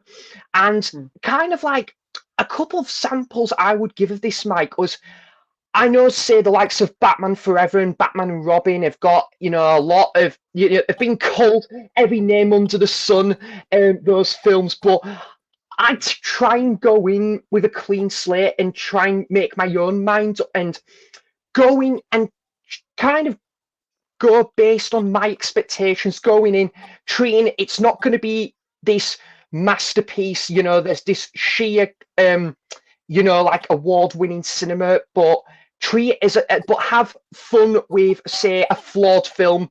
So, and I kind of want to do that when I revisit Batman and Robin and Jaws: The Revenge, which I'm really excited to go back and rewatch it because it might be considered a bad movie by a lot of people, but I think you could still have fun with it. And I must admit, I don't even think if I go back and like when I first watched it, Mike, I didn't even think it was a bad movie. I thought it was right damn enjoyable. Nothing on the original, but yeah, that's probably my given take on it, I would say. Yeah, I think that's a good take, and I think it's even a bad movie can have a lot of enjoyment out of it, but online it's a bad movie. So yeah. The thing is, over there to sort of tell us what's good and what's not. We all like different stuff, and we all have different opinions. What I think is shit, other people absolutely love, and vice versa. So, right. I think you should always just go. If you're curious, watch it and make your own mind up. Or if you know somebody who's got similar tastes, ask them what they think of it. Absolutely. You don't need a website to tell you whether something's good or bad or this is shit, don't watch it. Right. Because you could be missing out on what is your opinion, a fucking great film. Yeah. A lot of people just focus on the scores they do. They don't actually focus on the film itself. And it is a shame to see so many people just poo-pooing the film because of its score.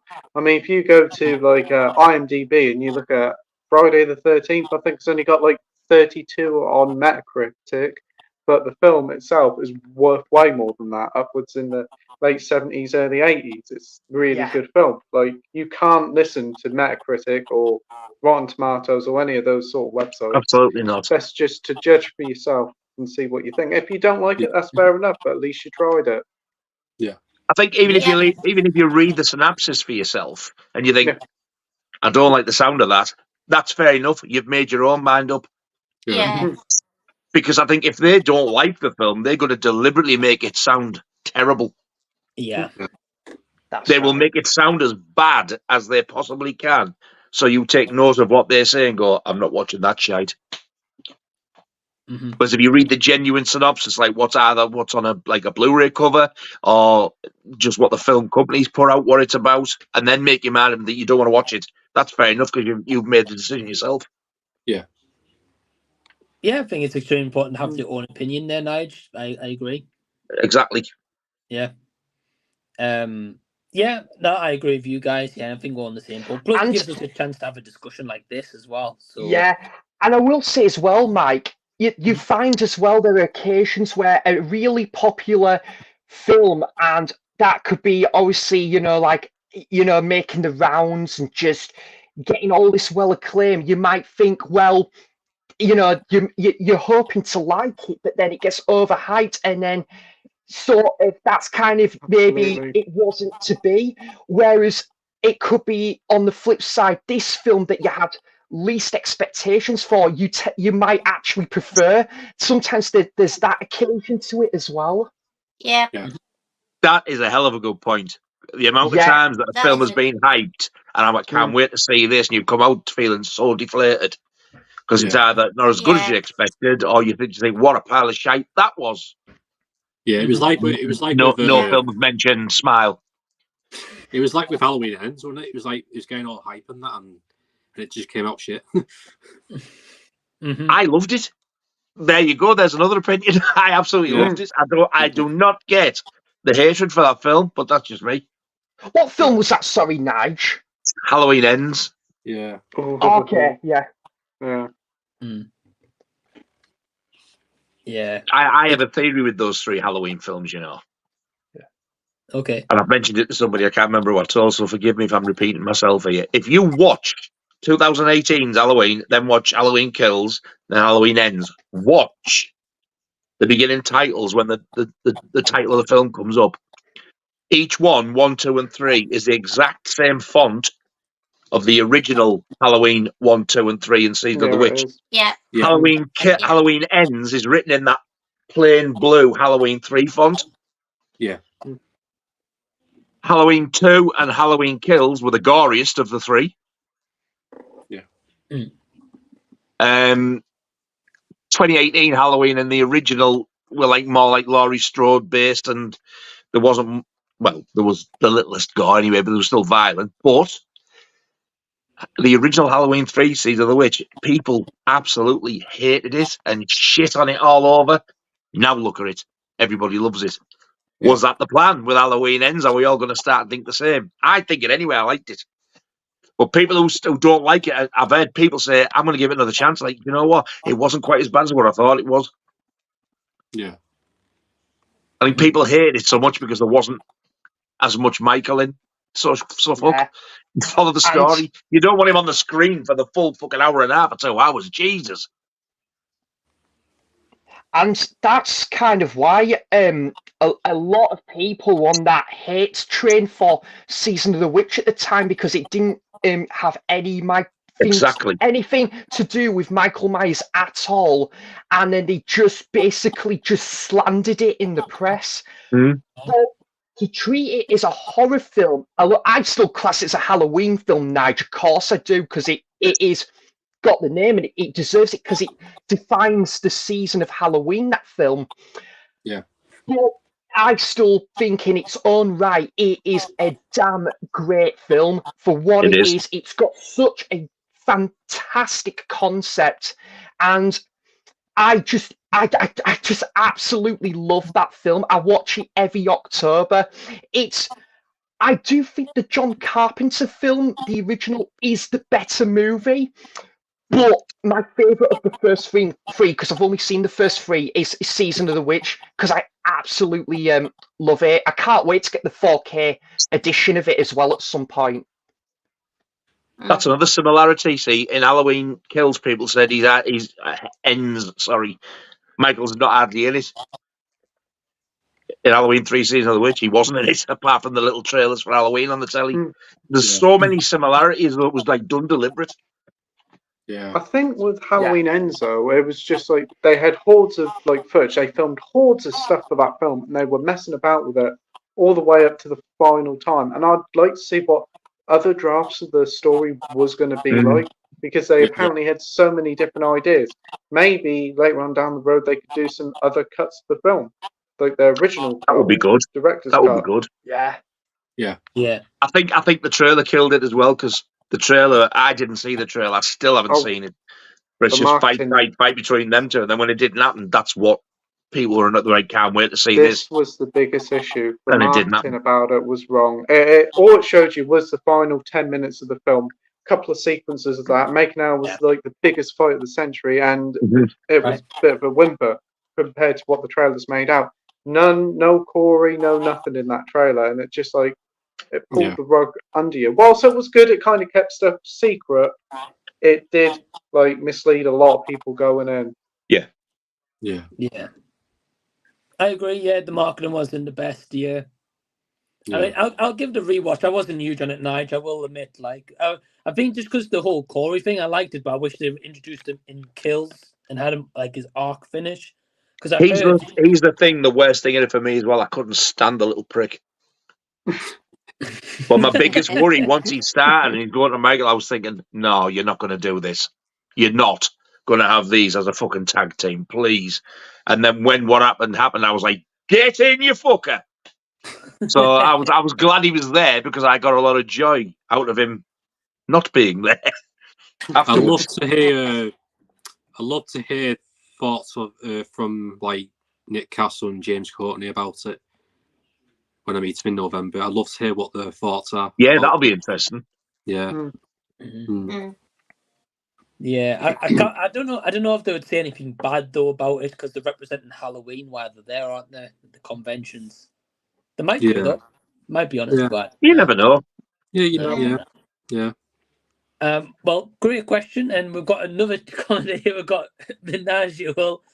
Mike, nice, Scott, hey, hey, mate, and Pete. Hey. But knee, Sam. Fuck was that? Hey.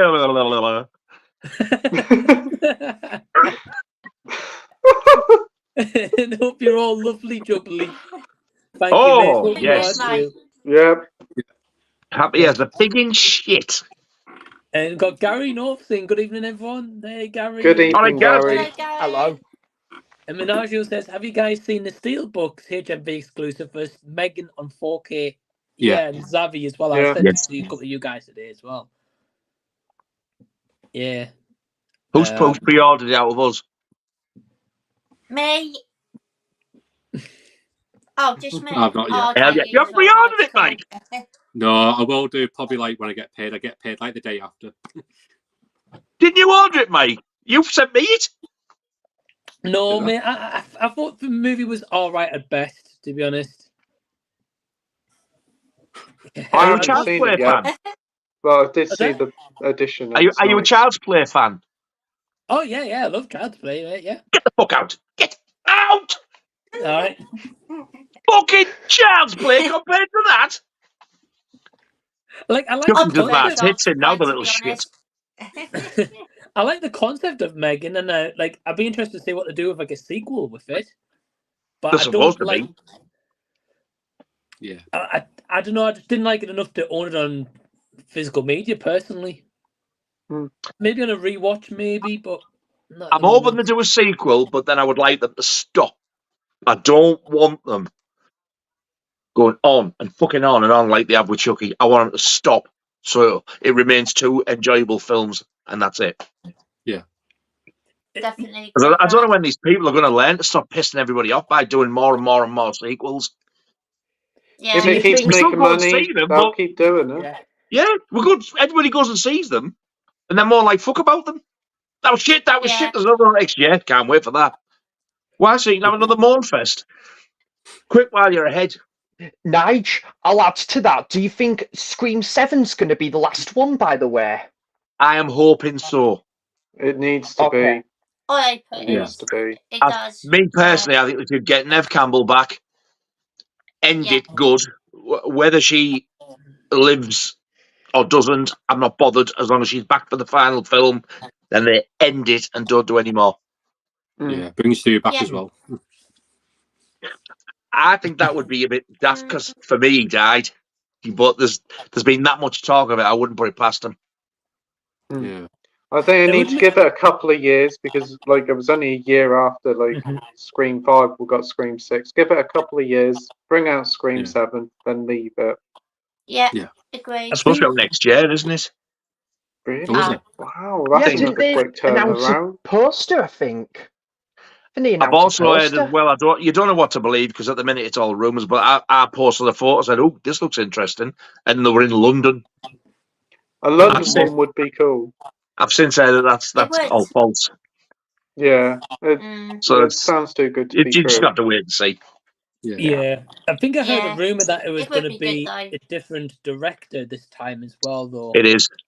I heard, yeah. That's definitely been confirmed. That I think to be honest, I agree with you, Mike. I think it'd make sense with the story they're doing with 5 and 6 to have Stu back as like the main ghost face in like the last one. Yeah. Because even in the teaser poster they released for number 6, where they had like all the victims around that New York map, Stu's wasn't exactly like colored out like he was dead. It was kind of like wondered if he was or not. They keep teasing it. This is the thing. Yeah. They tease it themselves in the films. So just do it if you're going to do it. Yeah. there's a lot of people want him back, but for me, if he was back in it, as much as I absolutely loved him, if he walked out, I'd go, wait, for fuck's sake. He had a dirty, great big old-fashioned telly smashed on his fucking bonds. I don't know, but all look the coppers and the ambulances were taking them all out. Don't you think somebody would notice? What's happened to that fucker? I don't know. Well, look at the main in Scream 6. He got stabbed about 20 times. I'm all right. True, yeah, very true. Yeah, can't argue Yeah. that. Yeah, I agree. Well, I'm all right. I know when we watched Screams, I can't remember a lot about Scream 3, but I remember like when it came out with Scream 6, my partner, me and Emma were talking, and she said they could do something where they bring Stu back in the new one, but have him like where obviously everyone's suspected of him because of his ghost face, but like did it do something in like number 3 where the killer turned out to be like the good guy, like Cotton? Is that right? Or maybe I'm mistaken, I can't remember. Cotton was never the killer, no. No, but he was suspected, wasn't he? He was In number suspected, two, yeah. Yeah. Number two. Suspected. Yeah, she was saying you could do maybe something do like that where he is a killer, so everyone suspected it is him as Ghostface, but maybe have like something where actually he gets killed by a Ghostface, possibly. I mean, I don't know. I mean, I'm probably the only one who thinks it, but for me, if Stu comes back, so does fucking Dewey, Tatum, a lot of them. I've said this before the 6th movie. I don't know if you guys agree with this. Here's a theory for you. I think if they do Scream 7, have Gail Weathers as Ghostface. Like with all the heartbreak she's gone through, all the friends that she's lost, it would make sense for her to. I know they should just killed her off in embrace it. 6. I thought she would get killed off me. Oh, I was hoping so, and then no, they brought us back. The thing is, if they'd have killed her off, then that would have been every fucker out. The only thing left would be to get Sydney back, and it's if Nev Campbell's going to do it. There's strong rumours that apparently that she was committed to a TV series, and that's not happening now. I think it's ended, so she actually is available to do it. So I suppose it all depends on whether It was they're going to match about the pay. pay, wasn't it, for Scream 6? That's what I'm saying. It depends if they're going to match the pay. But she did have other stuff on as well. But I suppose, with the other stuff not being on, she might be more inclined to agree to it.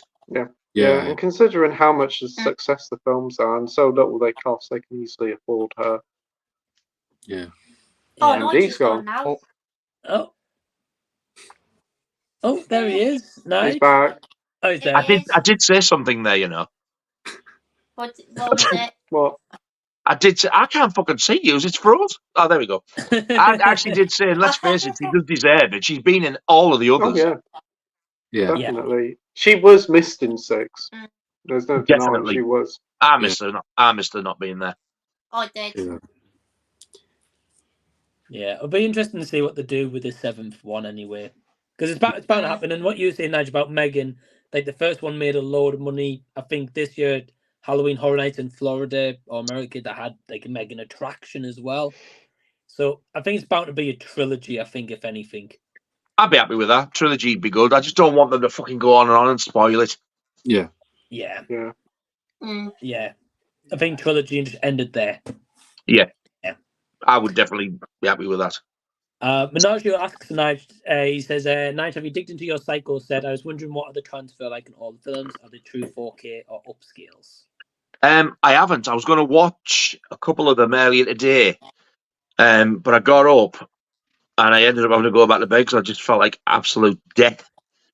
So I've actually slept most of the day again. I don't know what the hell it is. I'm hoping I'm not getting COVID off Laura. I'm hoping it's just like a cold or flu or something. Depending what time we finish tonight, depending how tired I am, I might watch the first one tonight, and I might watch another one tomorrow. Nice. Yeah, man, it'd be interesting to see what the transfers are like on those, though. The thing is, I am so excited to watch them. I love all 4 of those films, and I think I watched them last year again on Blu-ray, and I have an absolute blast every time I watch them. There's not a bad one amongst them, and if you've never seen them and you want to watch them all, make your own mind up. Don't listen to people who say the 4th one's terrible, because it really isn't. I really want to see the 3rd one because it's directed by Anthony Perkins, isn't it? The 3rd one's the weirdest one, right? Don't expect what you see in 1 or 2, because he's put in like a lot of like black dark comedy into it. It's weird. I've heard that it's like that. Yeah. Okay. I'm intrigued. There's one bit I'm laughing at. Oh, as they're getting killed, what they say is actually funny, and you shouldn't be laughing. I'll just fucking tell you. I won't tell you who it is, but there is somebody very protective of a musical instrument, a guitar, and in a few times you say, "Hey, watch the guitar." So of course somebody starts fucking caving his head in with the guitar, and you hear bang, bang. Watch the guitar, bang, bang. He says it while he's being fucking killed, and I found that funny. So it is a bit different. It's a bit weird. Yeah. Okay.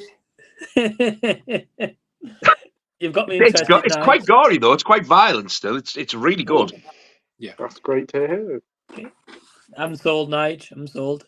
Anthony Perkins is fucking again. He's outstanding in it. But yeah, he did direct that one. But the fourth one was one of those. I think it was originally made for TV, but in the States, I think it got a very limited theatrical release as well. So that's why you get 2 discs for the fourth film. You get a disc which is the widescreen theatrical version, and you get the TV sort of square version. Okay. But that's different. That one that kind of goes. He's on a radio show talking, and he starts to go back and talks about when he was a kid, and it shows him younger, and the mother's Because boyfriend. you only hear Anthony Perkins in that film, don't you? You don't actually see him. Oh, you see him. He's on the phone.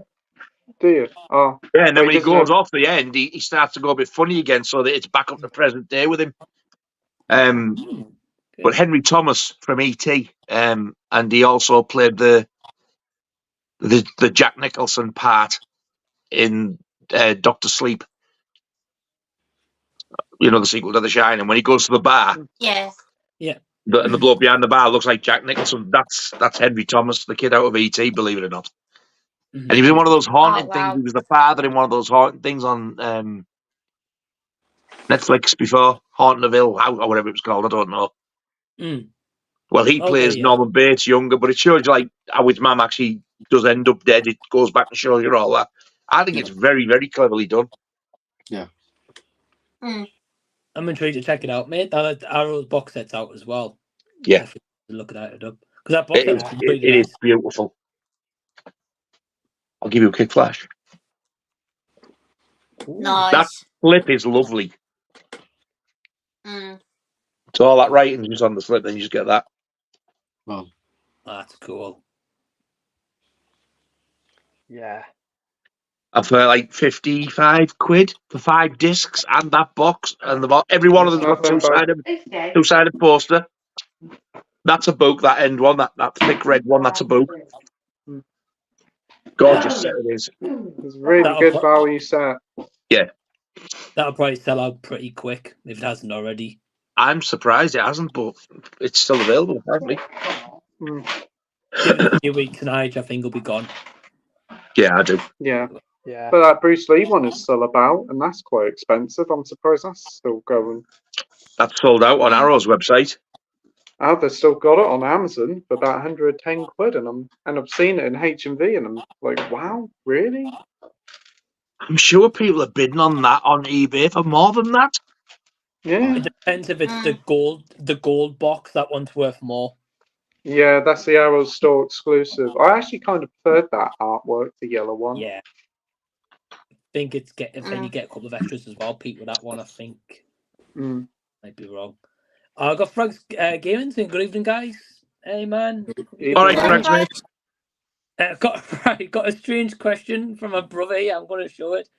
He says, evening, lads. If you could have any celebrity fart on your face, who would it be? What the fuck?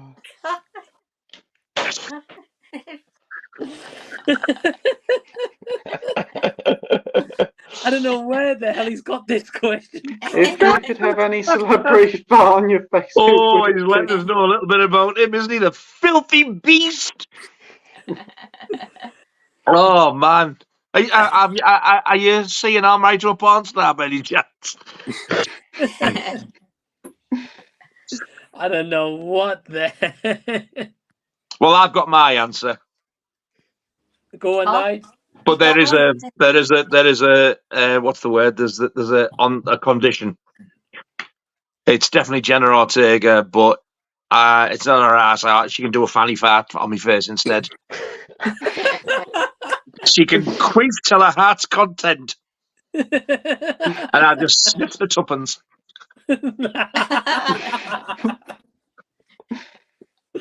I might get dry lips and have to go like that. I thought, oh, sorry, love, I didn't mean to touch that there.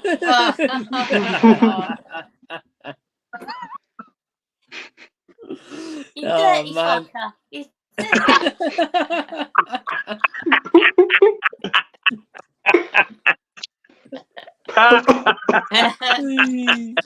Well, I don't say any must say you're saying no to what Nigel's saying there. I was going to say, fuck off. You telling me you wouldn't? I'm going to go Emma Stone, Nige. Emma Stone can. Yeah. Scott, who you going with, mate? I think I'm going to go with Mia Goth. What better fart stink?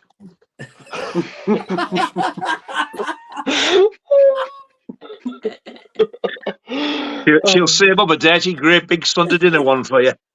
All the veggies. Are you ready? Well. Not.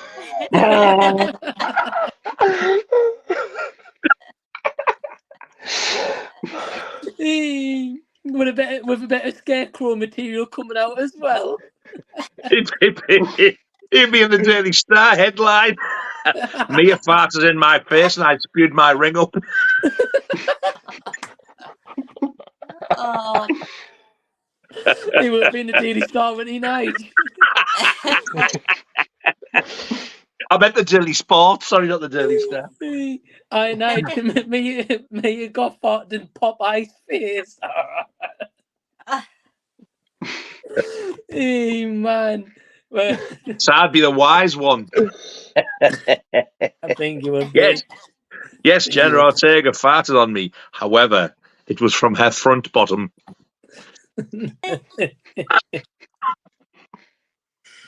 Please, fuck me, what a question. That's mint. That's brilliant, man. Mike T. Shizzle's quiet over there. Who you go with? I'd say Margot Robbie. I knew you were going to say. Definitely. Well, Yeah. Good pick, mate. Can't argue with that one. Fantastic pick. Nah. Yeah. Pete, are we going with Anya Taylor-Joy? Oh, gotta be, hasn't it? Anya Taylor-Joy all the way, yeah. I forgot about her. Yeah. I was going to say, I thought it would be. Yeah, I've very been the easy answer. conversation before. Anya, fancy fart? Right on the nostrils there, right there. Smells like roses.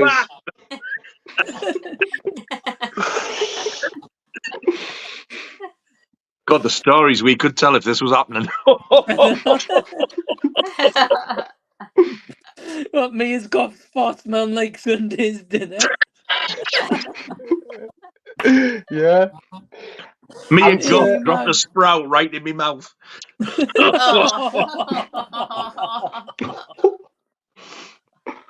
Oh, nice, man. I went too far. Have you actually read that fucking question? No. And Sam's over there like, Sam's like, come on, internet disconnect. I want to hear Sammy G stinging and a minging in the areas. I know, Sam. I'm intrigued. Well, talking of Sunday dinners, because I always make a absolute astonishing Sunday dinner, right? So to make, well, actually, yes. So who's going to make me the Sunday dinner? Right? It's going to be I'm busy, you dirty beast. No. Well, that'll bag farting on me. No way, Jose. I'm gonna go with well, I probably would go with like Margot Robbie to make me the Sunday dinner, and then yeah, if she wanted to I think you've missed the point with that. You're not going to Sunday dinner. She's going to eat one and fart the veg smell on you. Yeah, because they just while she's chopping up the carrots. Sam, go on the floor, will you? I'll just fart. Which celebrity's going to cook us dinner? I didn't know that was a question. No. So because we're talking about Sunday dinners, I normally have a Sunday dinner. So Margot Robbie will make me the Sunday dinner, and then if she wanted to trump in front of me, then yeah, Margot Robbie all the way. You can have a Sunday, and then she can empty her ass on me face. But yeah, what a bonny lass, Mike. How about a Trump's a Bonnie as well? Thumbs up, mate. Oh, I don't know. I still think I've come out on top there with my quick thinking. No. Yeah. It did. Mate, all of us giving an answer here. Sammy wants a full meal before someone farts in him. He does, Yeah. Oh man. But, yeah. Well, thank you for the question, I guess. Wow. Yeah, I suppose. Yeah. Cheers. Yeah. Thank I will you. say, Can you tell us what your answer is, by the way? yeah, go on, Mike. Yeah. Oh, brother of Michael. Oh. Who would you let fart in your face? He's not here. He must have pissed off. Oh, please pick me. I can do a cracker for you. Smell like a sewer lid. Oh man. Minaj says, moving on. Minaj says, I watched Across the Spider-Verse for the second time today. I thought it was actually a good film. Further better than the first one. What I've realised when I watched the film second time, I take more in. Yeah. Direction is amazing. And what's your thoughts on it? What? Cool, mate. Well, glad you enjoyed Across the Spider-Verse. Yeah, I enjoyed it. Had a good time with the movie. Pete, have you seen the movie? Yeah, I've seen the movie. I think it's pretty good, but I prefer the first one. This one just felt like it started off really cool with the Spider-Gwen stuff, but just felt like it was retreading old ground with the first one. And then when it finally got good, it ended and said, "See you all soon, folks, for the next film." And yeah, kind of got on my nerves a bit. It was half a film. It was 2.5 hours, and it could have been 90 minutes. Felt like it was padded out way too long. I agree with me. I think it was a bit too long. Yeah. Scott, have you seen Across the Spider-Verse? Sorry. I have, yeah, watched it for the first time recently, and I honestly loved it. I thought it was great. I really like the animation style in it. I think it looks really cool. Very similar to the first film. It doesn't really do too much different from the first film, but I think it works in a way. I think sort of went in its little different direction as well to the first film, and yeah, I just thought it was an excellent sequel, and I'm looking forward to a third film as well. Yeah, I think the third film's been delayed, if I'm not mistaken. Oh yeah, it's been delayed about till 2026. I've heard. Oh wow. Yeah. That's crazy. I'm ready because by then you're going to forget what the hell happened in the last part, I guess. Perfect time for them to re-release it in the cinema, then, isn't it? Make people money. Right, and it's just got a steelbook, so if I get another steelbook released as well near the time, and yeah. Okay, well, I'm glad you enjoyed it with us, Scott. Cheers, Mike. that was a very. It's Mario. It's Mario. Oh man, I didn't expect that, Pete. But no, just come out. I think I had to go and wipe my ass. I nearly shit myself. No, just come out. I couldn't help it. I just couldn't stop it coming out.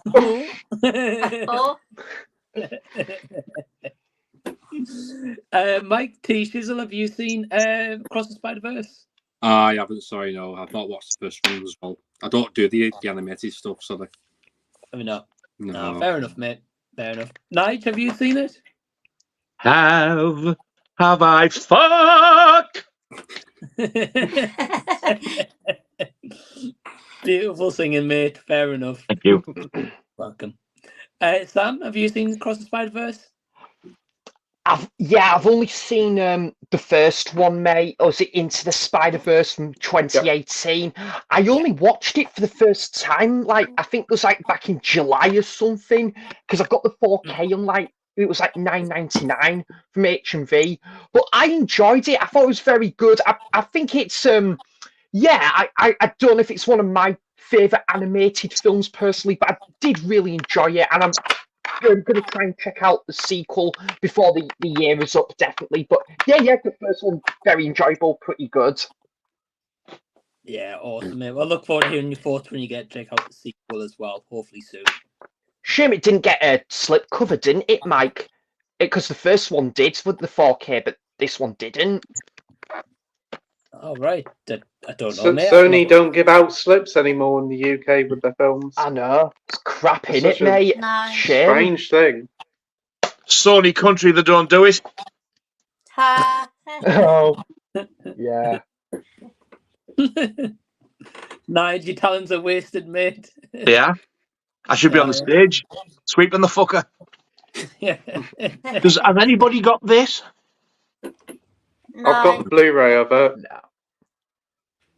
No. Have you got it, Scott? Nah. Have you ever fancied it? I do want to watch it, actually, to be fair. I do want to get it at some point. It's only a DVD, but would you like this? Yeah, can do. Thank you, Nigel. Really appreciate that. I'll put it with your stack. Really... Oh, thank you. Really appreciate that, Nigel. That means a lot. Very welcome, sir. We've got Sai saying, Pete's sneeze, sounds like a Bruce Lee. Oh, hey, get on to Warner Brothers and tell them you want your fucking cut for the soundtrack.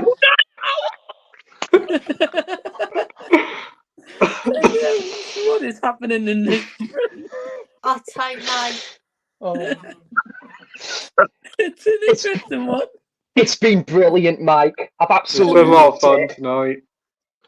It's been a crazy night. It's been a lot of fun. I've never been asked who I would like to fart in my face. That is a first. Yeah. Yeah, same. Never even actually thought of it. Well. No. Anybody else, I'd kill them, but for Jenna, I suppose, yeah, I'd make an allowance. Yeah. Especially the front bottom, the queef.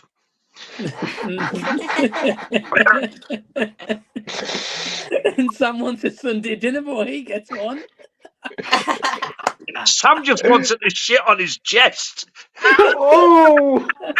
Oh, boy. It'll come out like Oh, boy, days. Well, thanks, Mike. I'm treading Sunday now. Oh, man. Oh, what a stream this has been. This has been fantastic, mate. There's something wrong with my fucking mind. I swear to God, I need help. I think I'm beyond warp. So good. Well, we've got a comment here. Menagio saying, Scott, you're looking more radiant than ever, I must say, and I'm pleased.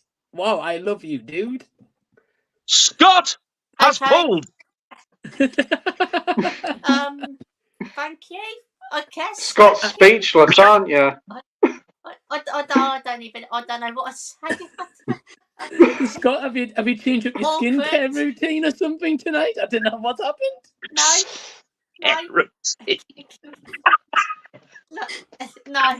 You know. Well, I don't know. Can't be asked doing any of that, to be honest, guys. He likes the macho, rugged look. Does. The short hair and the little beard there. Well, it's worked. He's pulled.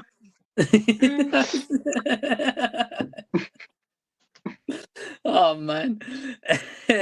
We've got Ian Hill, the Ramblins here. Hey, Ian. Ian, hello. Hello, Ian. Hello, you lovely bastard. He says, enjoying the stream is right grand. Maybe before the fart on your face question.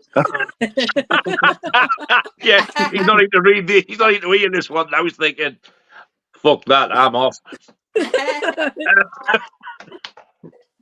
be fair, it wasn't our question. We got asked the question. We did. Yeah. We did. He said, Scream and Scream Again finally arrived today. Had it on pre-order since July. It's my first nice release. No. Oh, very good. Yeah. You've got it as well. Nice. I got it on Monday. I'm really looking forward to checking this out. I think I'd like that. I've never ever seen that. Honestly, Nige, I haven't seen it yet, but I think Vincent Price, Christopher Lee, and Peter Cushing alone, I think that has sold you. Yeah. And you know what, Nige? It's only $17.99 in HMV. It might be worth checking out, but yeah, I'm really looking forward to watching this film. I'm thinking of maybe saving it for the October season when I try and watch a horror film per day. So yeah. That I'm really looking forward to. I watched Ian's unboxing of it, so that's really good. Oh wow! Yeah, so I don't think I've got anything on the Radiance label, to be honest. Yeah, I think Ian said this is his first one, I think, but I've got a fair few of these, but this one is the one I'm most excited to check out, of course.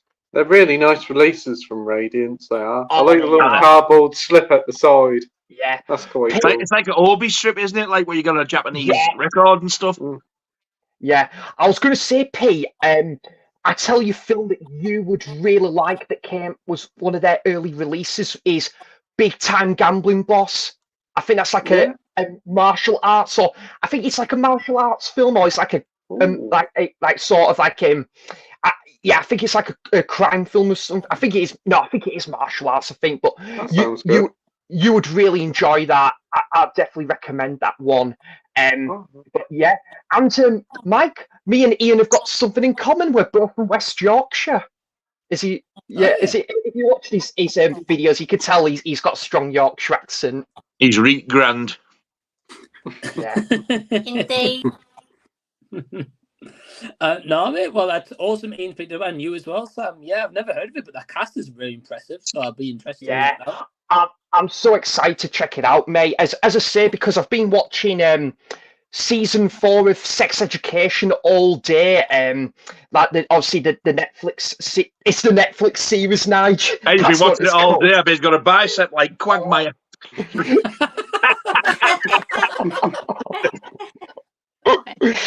Oh, lol. I said lol again. Yeah.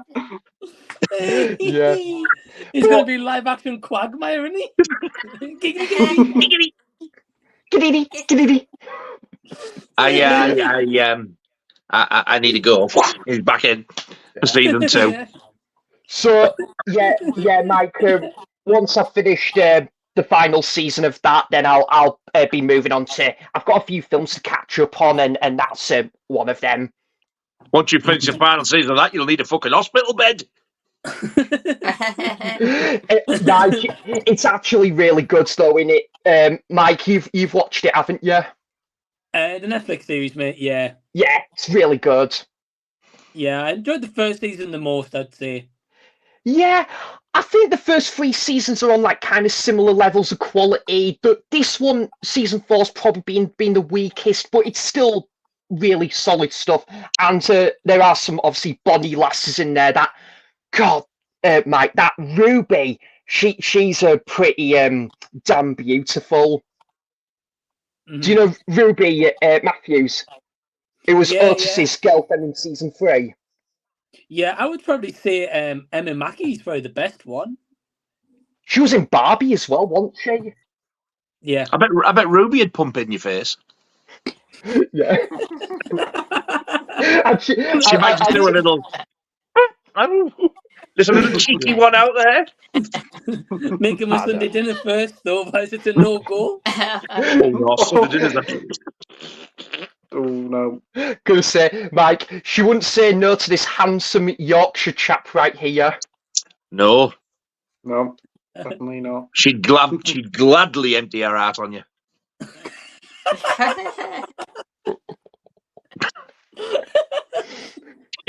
Get the next fucking question, please, before I get arrested. Honestly, Mike, I don't want to sound like a broken record here, mate, but this is been absolutely fantastic, this stream, mate. It's made my day. It's all down to me. I'm joking. Oh, no. Before anybody goes, he fucking thinks he's funny, he's not the fuck good. I know I'm not. These think I am, but I don't. No, you are funny, Nigel. You are an absolute legend, you are, mate. A leg end. So I'm a fat fuck. We've got quite a few comments which I don't think we'll get to because we've got like 30 seconds kind of before we go out. But I want to show this comment. I just flicked through. Not sure. I think I love my own Bell End. Belland?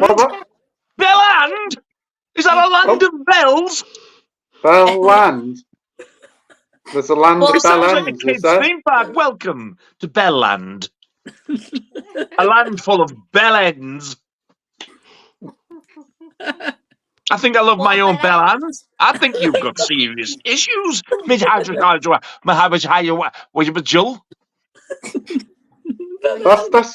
good that you love your bellend, I suppose. You remember when you've caressed it to wash your hands before you have any food, you filthy beast? Yeah. Unless you're in Philadelphia, then you won't be able to tell the difference anyway. Oh my God. I'm not having Philadelphia again.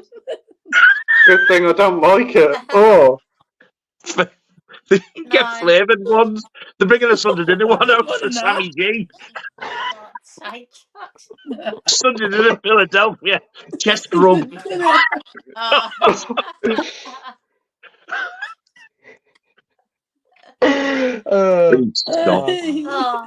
be an I'm tomorrow, supposed to be bully. Oh man. I'm gonna get banned. I'm getting fucking banned. If I get your channel banned, Mike, I'm so sorry. YouTube, don't give me a copyright strike. Well, it happens. Well, thank you guys for tuning in live or after the fact. I hope you've had a good time. We certainly have. Loved it, mate. Yeah, it's been a lot of fun. Yeah. Thank you very much for having us, mate. Really enjoyed it. Thank you, Mike. Really appreciate it.